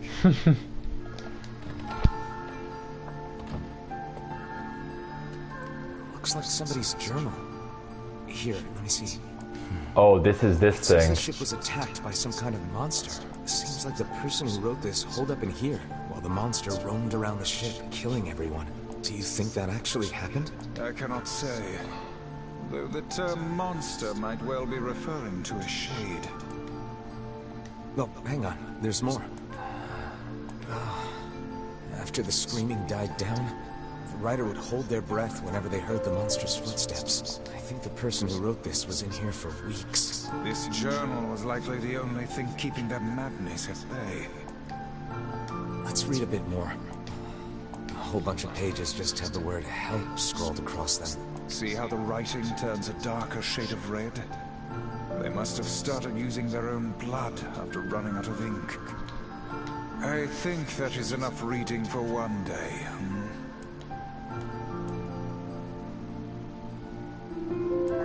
Alright, I think I'm done with this. Alright. No. Picking up where we left off. That's weird. The rest of these pages have been ripped out. To these eyes, it looks more like they were bitten off. What in the name of all that is holy could have happened on this ship? Okay. Then this room. A kitchen, is it? Heavens, look at the size of this saucepan. This must have been where they prepared meals for the crew. There's a note stuck to the counter. Extra rice, hold the peppers. Looks like the crew had some say over how they ate. To be picky about one's food while at sea is a luxury indeed. Thinking back on it, the cuisine we were served during our visit to the bickering couple's home was quite particular in its choice of ingredients, was it not? Tell me about it. I feel like I've sampled every single recipe in the Apple Fanatics cookbook. Once we track down the ferryman, we should invite them to a meal at our place. Fine idea, lad. We must press on. Our search for the ferryman continues. Medicinal herb ×3. Well, we have max herbs, so I think we're okay. Oh, damn. The hell is this smell? Perhaps it is wafting from further inside? Look at this. Another apple. Just how many apples does that quibbling husband keep on his person while he's out and about? Let's keep searching. Well, Vice? I think the floor is... Here's this part. We fall down in the darkness. Speak to me, lad. Are you hurt? Been better, but I'll live. Oh, this is the hard part. I can't see a thing down here. What is that terrible stench? I suspect we may have fallen into the ship's hold. A lantern got away from me during the fall. We'd better look for it. Okay. Is that? We got it. Vice, that's it. We found the lantern. About time. Might I suggest you cease the celebratory fanfare and light the blasted thing already?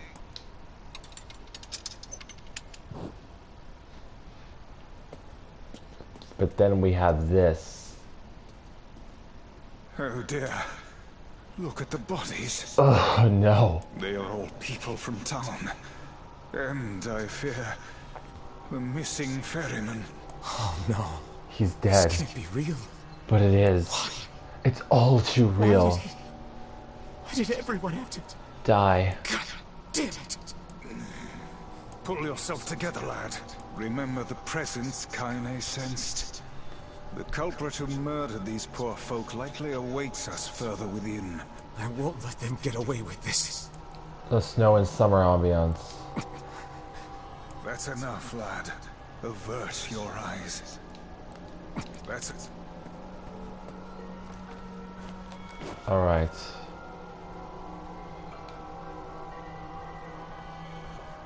Oh, an extra cutscene or... No, it's not extra. We know. Why did things turn out like this? Her voice. Did he leave because of his body? Aww. I just want to be able to talk with him. I don't want him to See her. I don't want him to hate me. Aww. I want to move in a human form. I want to look at the sun with my own eyes. I want to sing beautiful songs. So, if I can just eat more people, maybe I can become a human. What a sad way of thinking. Killing people. How does killing people make you more human? If anything, it makes you inhuman. Hey there, you two. Hey, I didn't know you guys came back inside. Alright. Did we ever? Found a nice hole in the wall to slide through. But then we heard a bunch of noise coming from that super dark floor downstairs. You sure had us worried. Yeah, sorry about that. You feeling better, Kaine? A little, yeah. Sorry for the trouble. Good. That's good. Jeez, you seem really down in the dumps. Did something happen? Tell me, Kaine, that presence you sensed. It's on the floor above us. I feared as much. It seems we've little choice but to press onward. Okay. Well, let's see what's in here first. Well, not much. There's a bunch of crumpled up paper here. Letters, maybe? They all seem to have the same words written upon them, but the penmanship is so poor I cannot make heads nor tails of it. They seem to be letters, but the penmanship is so poor I cannot make out a single word. Okay. Well then. It's time, isn't it?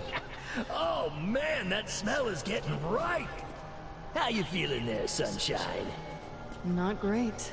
Can't you tell? Alright, well. Now we're at the mermaid boss. Wrecked ship interior. It's time. Let's go. This would be the final room, yes? The culprit who murdered the townspeople may be behind this very door. Let us proceed with utmost caution. Go inside? No. Let's make sure we're ready for this. Let's make... Alright. Let's go. I am ready for this. I got max weapons. At least 3 of them. Anyways.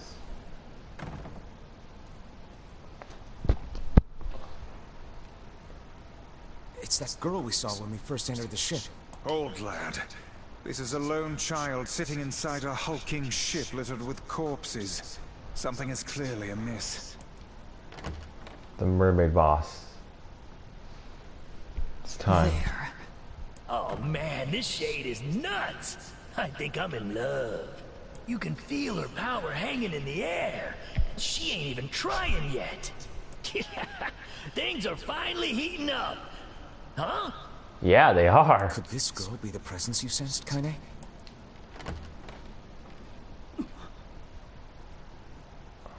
Oh, hey, it's you. Been a while. Wait, you're the postman. What are you doing here? Oh, I've been coming here a lot lately. I think this girl was on the ship when it drifted in. I've been keeping an eye on her until she's well enough to leave. Oh. Hey, so this is kind of awkward, but... The girl is, you know, bleeding.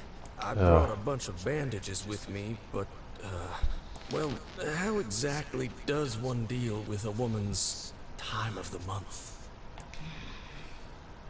Sorry. Clearly crossed a line there. Forget I said anything. Alright, well, here we go. Stay the hell away from her. It begins. She isn't... The red eyes. Yep. Here we go. Well, hopefully, we're able to clear this in 5 minutes. Kaine, Emil! We'll figure something out. You just find a way to get the hell out of here. The 2 of them will be fine, but you and I must withdraw. Alright. Let's go. The ship is collapsing. We must leave at once. Very much aware of that, thanks. Let's go. Damn, they're in the way.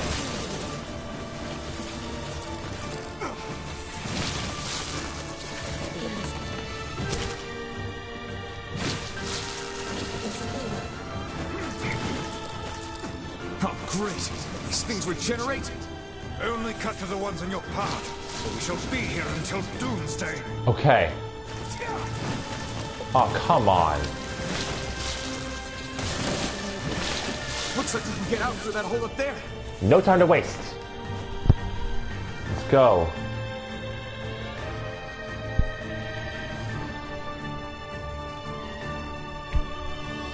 This is it. As soon as I finish this, I will end the stream. There's an alternative way to end this boss fight. Okay, Medicinal herb. Defense drop.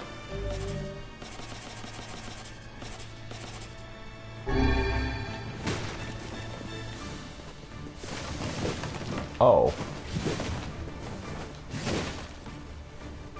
Health salve. Alright. We're prepared. Right? Okay. There we go.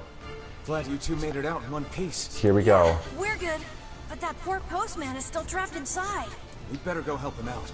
No shade would dare pursue us into sunlight such as this. Oh. We should use the opportunity to ready ourselves. Here we go. It's time. The third time we're doing this fight.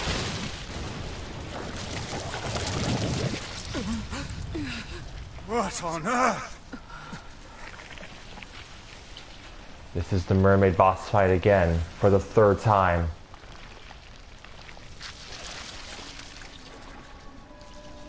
There is an alternative way to end this fight. We need strength drop. If we want to beat this fight in under 5 minutes, there's no other way. Here we go. Why isn't this shade being hurt by the sun? Okay, strength capsule. That is not precisely the case. It most certainly is being burned by the sunlight. However, its regenerative abilities far outpace whatever damage the light is able to inflict. This light, something is coming. Get out of the way at once. Already on it. Oh, listen, it's singing. This thing actually thinks it's a person.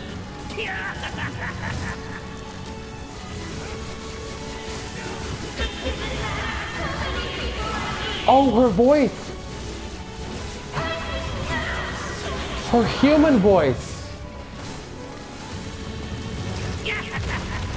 I don't know where the singing lessons came from, but I do know it's sure as hell trying to eat us. There was no time. Oh, that was easy. Stop now. Focus on the next one. No. That was... Oh.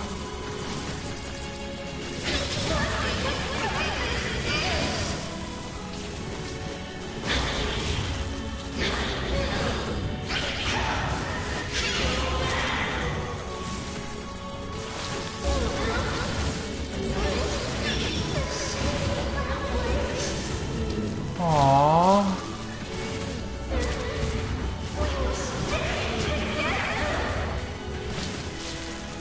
You're doing it for him? How sad. How precious.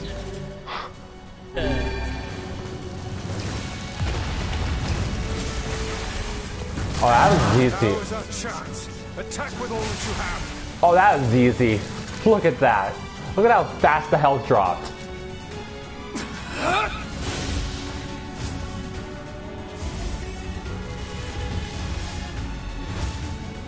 That was just one strike. That's the first phase.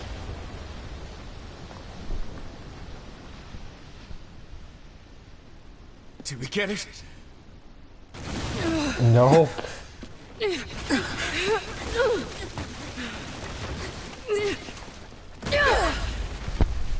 All right. Oh, hell. That thing's huge.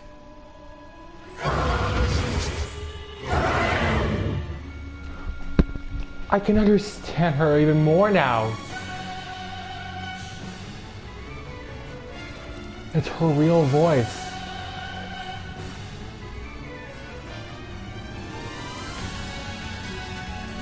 This is it. To think it could recover. Magic rock. Such a grievous wound. Ordinary attacks aren't gonna do shit against this thing. We'll just have to up our own attacks. Oh, that didn't... You get its weakness by now, yeah, Sunshine? Well then, get to carving this bastard up before we're all dead! I know, damn it, I know. The core of this thing is in the mouth. We need to get up there. Are you serious? But how are we supposed to do that? Instead of wasting time running your mouths. How about you keep attacking the damn thing until it falls over?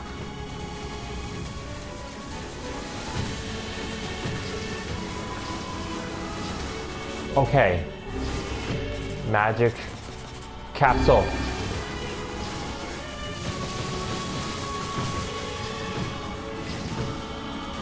Oh crap. This boss fight is still pretty challenging, isn't it? This is... The guy from before's collapsed on the beach. That shade's got some kind of hard-on for him. We should take him hostage. Shut your yap. I'm not in the business of using my blades on people. Oh, kill them. Hey, come on. Oh, dang it. Ah. I want to beat this in 5 minutes, but that's not easy. I think it's working. Oh, here we go. It's concentrated. We gotta stop it. Tremendous magical energy into its head. Attacking it may cause the power gathered there to discharge. There we go.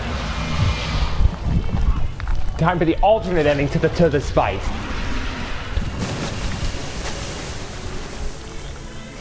No time to waste. There's no time to waste. Now's your chance. Run, lad. Run. Attack the part of her that looks like a girl.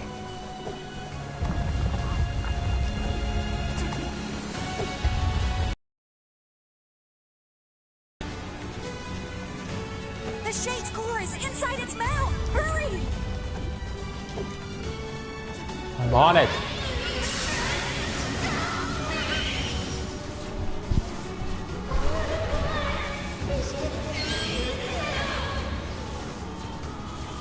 Shit.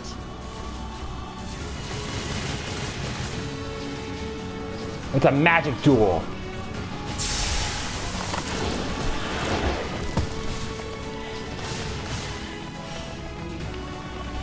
There we go.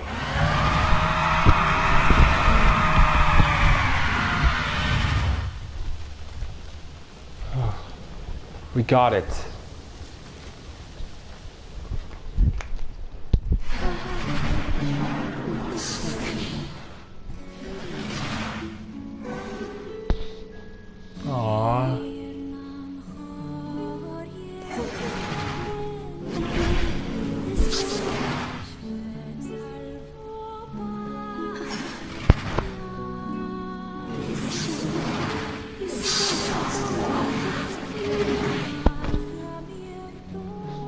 Aww.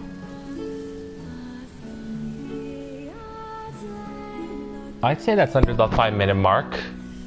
Yeah, we got it. Right.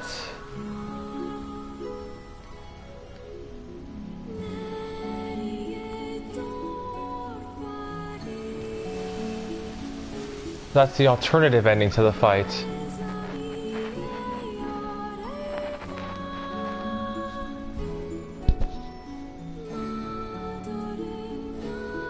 Well, we didn't get the trophy, looks like.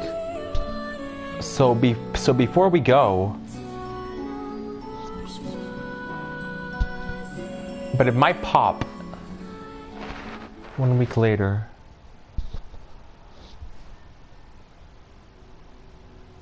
Thanks. You really saved our bacon. You've all done so much for me. Offering a little refuge is the least I can do. I don't have the words to express how sorry I am. We all knew townspeople were out there being eaten by a shade, but I never imagined I was taking care of it this entire time. The fault lies with that foul creature alone, Postman. Not yourself. I hope I can believe that someday. All right, well, we'd better get going. There's someone else we need to break this news to. Fair enough. I hope to see you out there on the old letter trail again soon. Really, I can't thank you enough. Really. Hey, did you find my husband? Yeah. The thing is... Wait, why are you hesitating? Is he alright? Please tell me he's all right. Come on, say something already. Tell her the truth. Your husband was killed by a shade. I'm sorry. We tracked him down, but it was already too late. No, it can't be true. The idiot, always carrying his bag around, thinking about me all the time. Oh God, this can't be happening.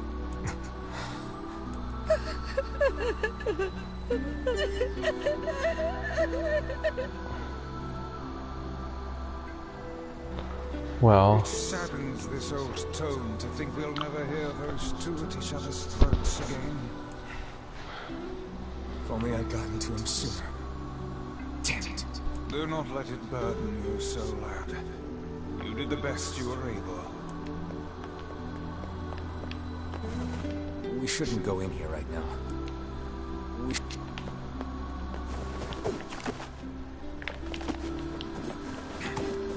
We didn't get the speedrunner trophy. Well, now that we've seen everything, why don't we reload this? And actually, we gotta skip every cutscene though. But we've already seen them all once, so we're not gonna waste any time on this. We're gonna beat this as fast as possible.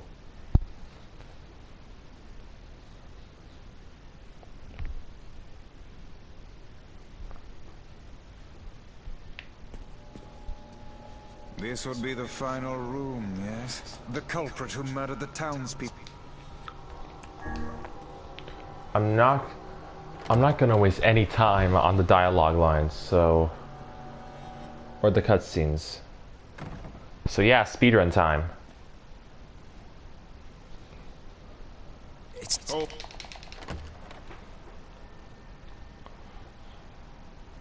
You can.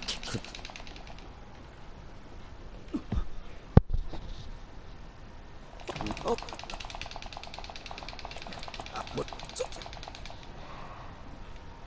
Okay, skip.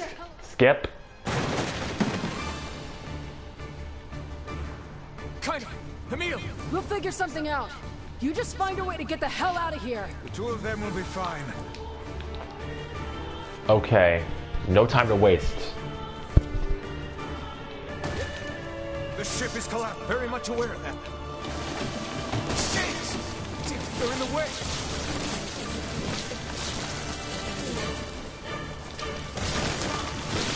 Looks like we can get out through that hole up there.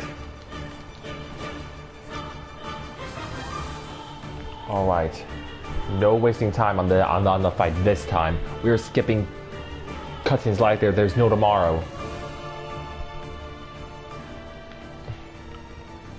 As soon as I get the speedrun trophy, we're done. Glad you two. Okay, skip. Strength drop. Strength capsule. Why isn't this shade being hurt by the sun? That is not precisely the case. It most certainly is being burned by the sunlight. However, its regenerative abilities far outpace whatever damage the light is able to inflict. Whoa. Light, something is coming. Get out of the way at once. Oh, listen, it's singing. This thing actually thinks it's a person.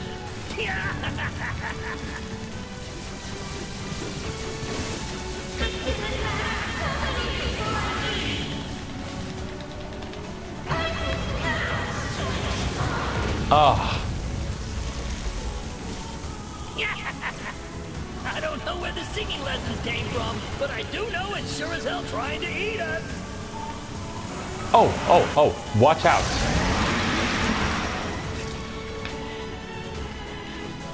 Aim for the tentacles with faces on. Oh, that was easy. Focus on the next one.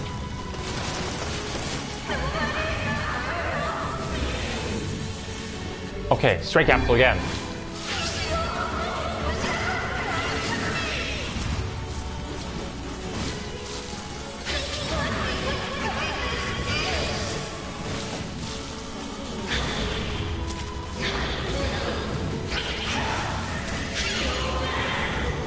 Dang it.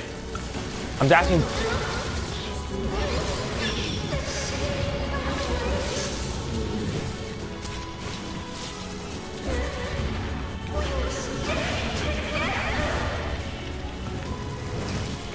doing it for him?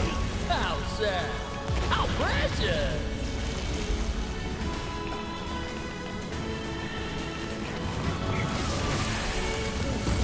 Now is our chance. Attack with all that you have. Okay, skip. We're doing this as fast as we can. To think it could recover from such a grievous wound. Ordinary attacks aren't gonna do shit against this thing. We'll just have to up our own attacks to match. You get its weakness by now, yeah, Sunshine? Well then, get to carving this bastard up before we're all dead! I know, damn it, I know. The core of this thing is in the mouth. We need to get up there. Are you serious? But how are we supposed to do that? Instead of wasting time running your mouth, how about you keep attacking the damn thing until it falls over? Hey, the guy from before's collapsed on the beach. That Shade's got some kind of hard-on for it. We should take him hostage.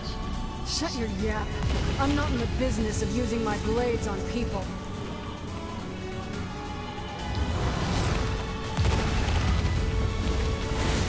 Dang it. I think it's working.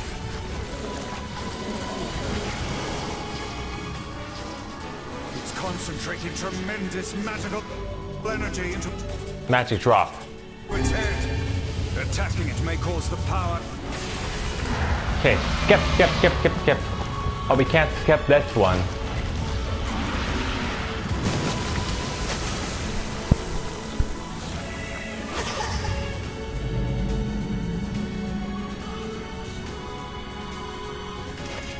Now's your chance. Run, lad. Attack the part of her that looks like a girl. Alright, I'm going as fast as I can.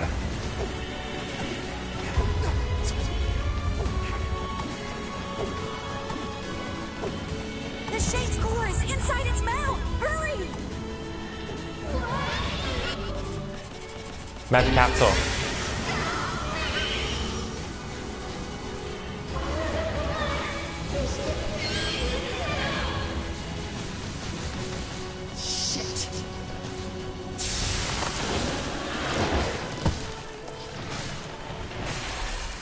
Okay, skip. The Little Mermaid, there it is. We got that trophy. We beat her in under 5 minutes. The cutscenes are actually counted. Kind of stupid, but whatever.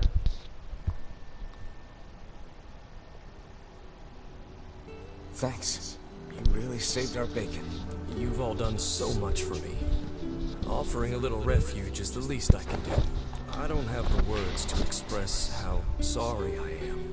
We all knew townspeople were out there being eaten by a shade, but I never imagined I was taking care of it this entire time. The fault lies with that foul creature alone, Postman. Not yourself.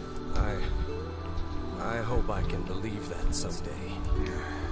All right, well, we'd better get going.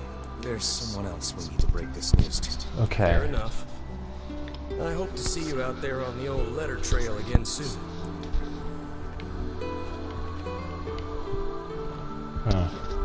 Hey, did you find my husband? Yeah. The thing is... Wait, why are you hesitating? Is he alright? Please tell me he's alright. Tell her the truth. Say something already. Your husband was killed by a shade. I'm sorry. We tracked him down, but it was already too late. No, it can't be true. Big idiot. Always carrying his bag around, thinking about me all the time. Oh God, this can't be happening.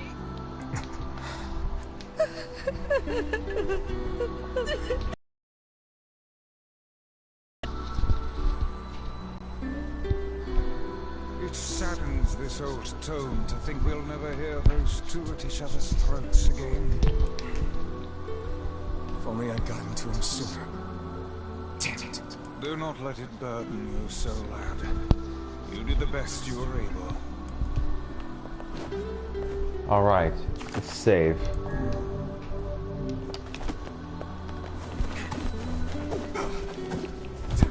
Okay. I'm about to end this stream. We just got this one last thing, and we're done.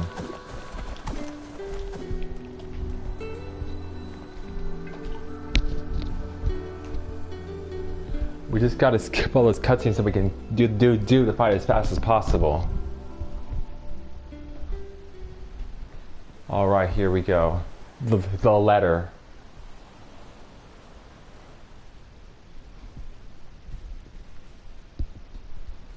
There'll be something different this time. The hell's this, Sunshine? A letter. That thing wrote it for the postman.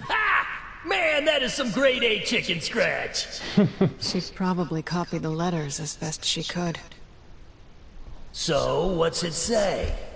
She's not gonna tear it up, is she?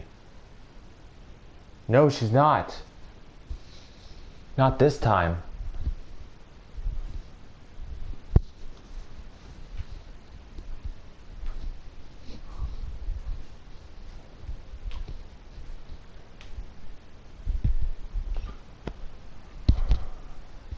Several days later.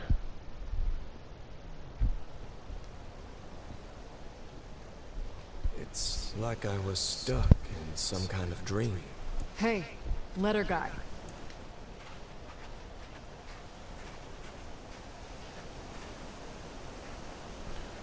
You're that. I mean, how can I help you? Got a letter for you. Wait, you have a letter for me? Yeah, it's from that thing on the ship. Louise? Let me see. Oh, it says, thank you. Aww. Wow, look at this. Aww. After all that time I spent trying to teach her to write, she actually managed to string together a few ugly little letters. What? Damn it. What? Why can't I stop seeing her smile or hearing that song she used to sing? What? I know she ate people. I know she was a monster.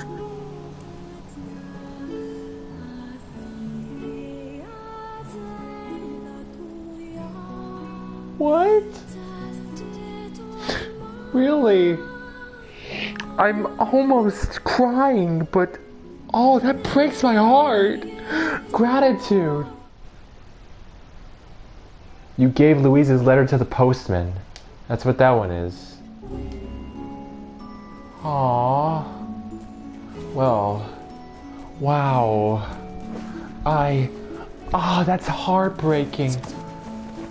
The postman knows she was a monster, but all he was trying to do was be her friend, but he didn't know. Oh, that's sad. Aww.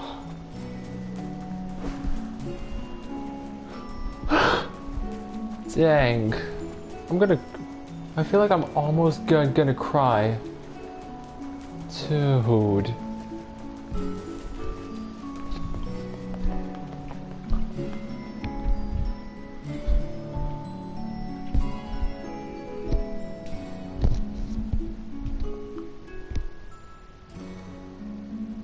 Okay, well...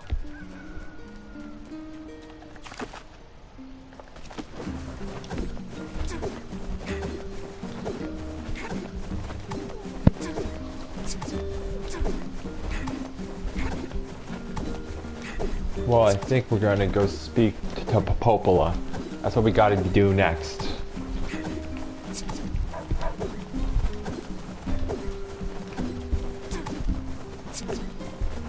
I think I've streamed enough. I've had enough for the night. I've been streaming for like 3 hours now.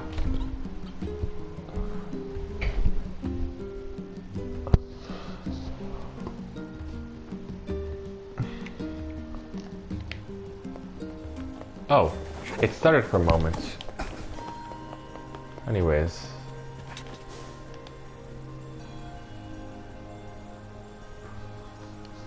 Shades on the coast, the ferryman dead. You've had quite the rough trip. That poor ferryman used to tell me stories of the epic quarrels he had with his wife. He found the whole thing quite amusing. He loved her, though. He loved her with all that he was. I'm very sad to hear that he's gone. Still, you made it back safe, and I'm glad for that. Have you any new information about the key to the Shadow Lord's castle? I'm still working on the decryption, but I'm afraid progress has stalled. Loyal Cerberus might refer to a dog, but I've never seen anything that would fit the bill. It must be pretty complicated if even you can't decode it. Well, you're our last hope, so please keep trying, okay? I will. By the way, I was walking by your house earlier and I noticed you had some mail. You might want to check it out. Oh, that's the letter for the... I'll do that. Oh, that's the letter for the junk heap. I know. Oh, one last thing. Since the ferryman was missing work, I arranged for someone else to handle the job. I'll make sure they know to let you use the boat as before. Gotcha. I'll do what I can to figure out the key. Alright. Well, now that that's all said... Even without those we have lost, the world relentlessly continues to turn. Yep.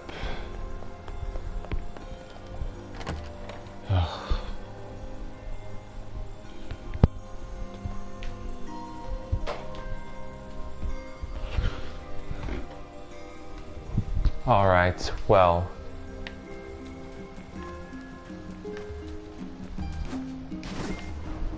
Let's go see the letter. Then we're gonna head off for the junk heap. Oh, it's the facade letter. What? Official notice, as per rule 25,600. Oh no, I'm not ready for this. Not this again. Official notice, as per rule 25,656.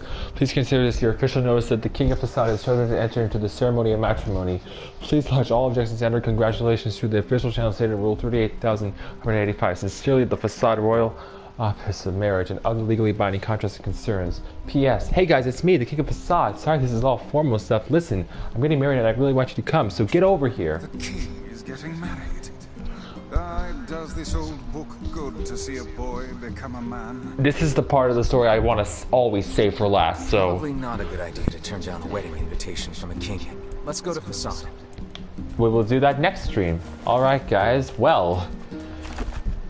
a bit longer than I was planning, but still pretty sizable. 3 hours, nice. Alright guys, I'm gonna go now. I hope you all enjoyed the stream and I will see you all next time with part 13. Take care everyone. And wow, the alternating to that mermaid boss fight was quite something, wasn't it? I gotta say, much more heartbreaking than like the first route. But anyways, I'm gonna go now.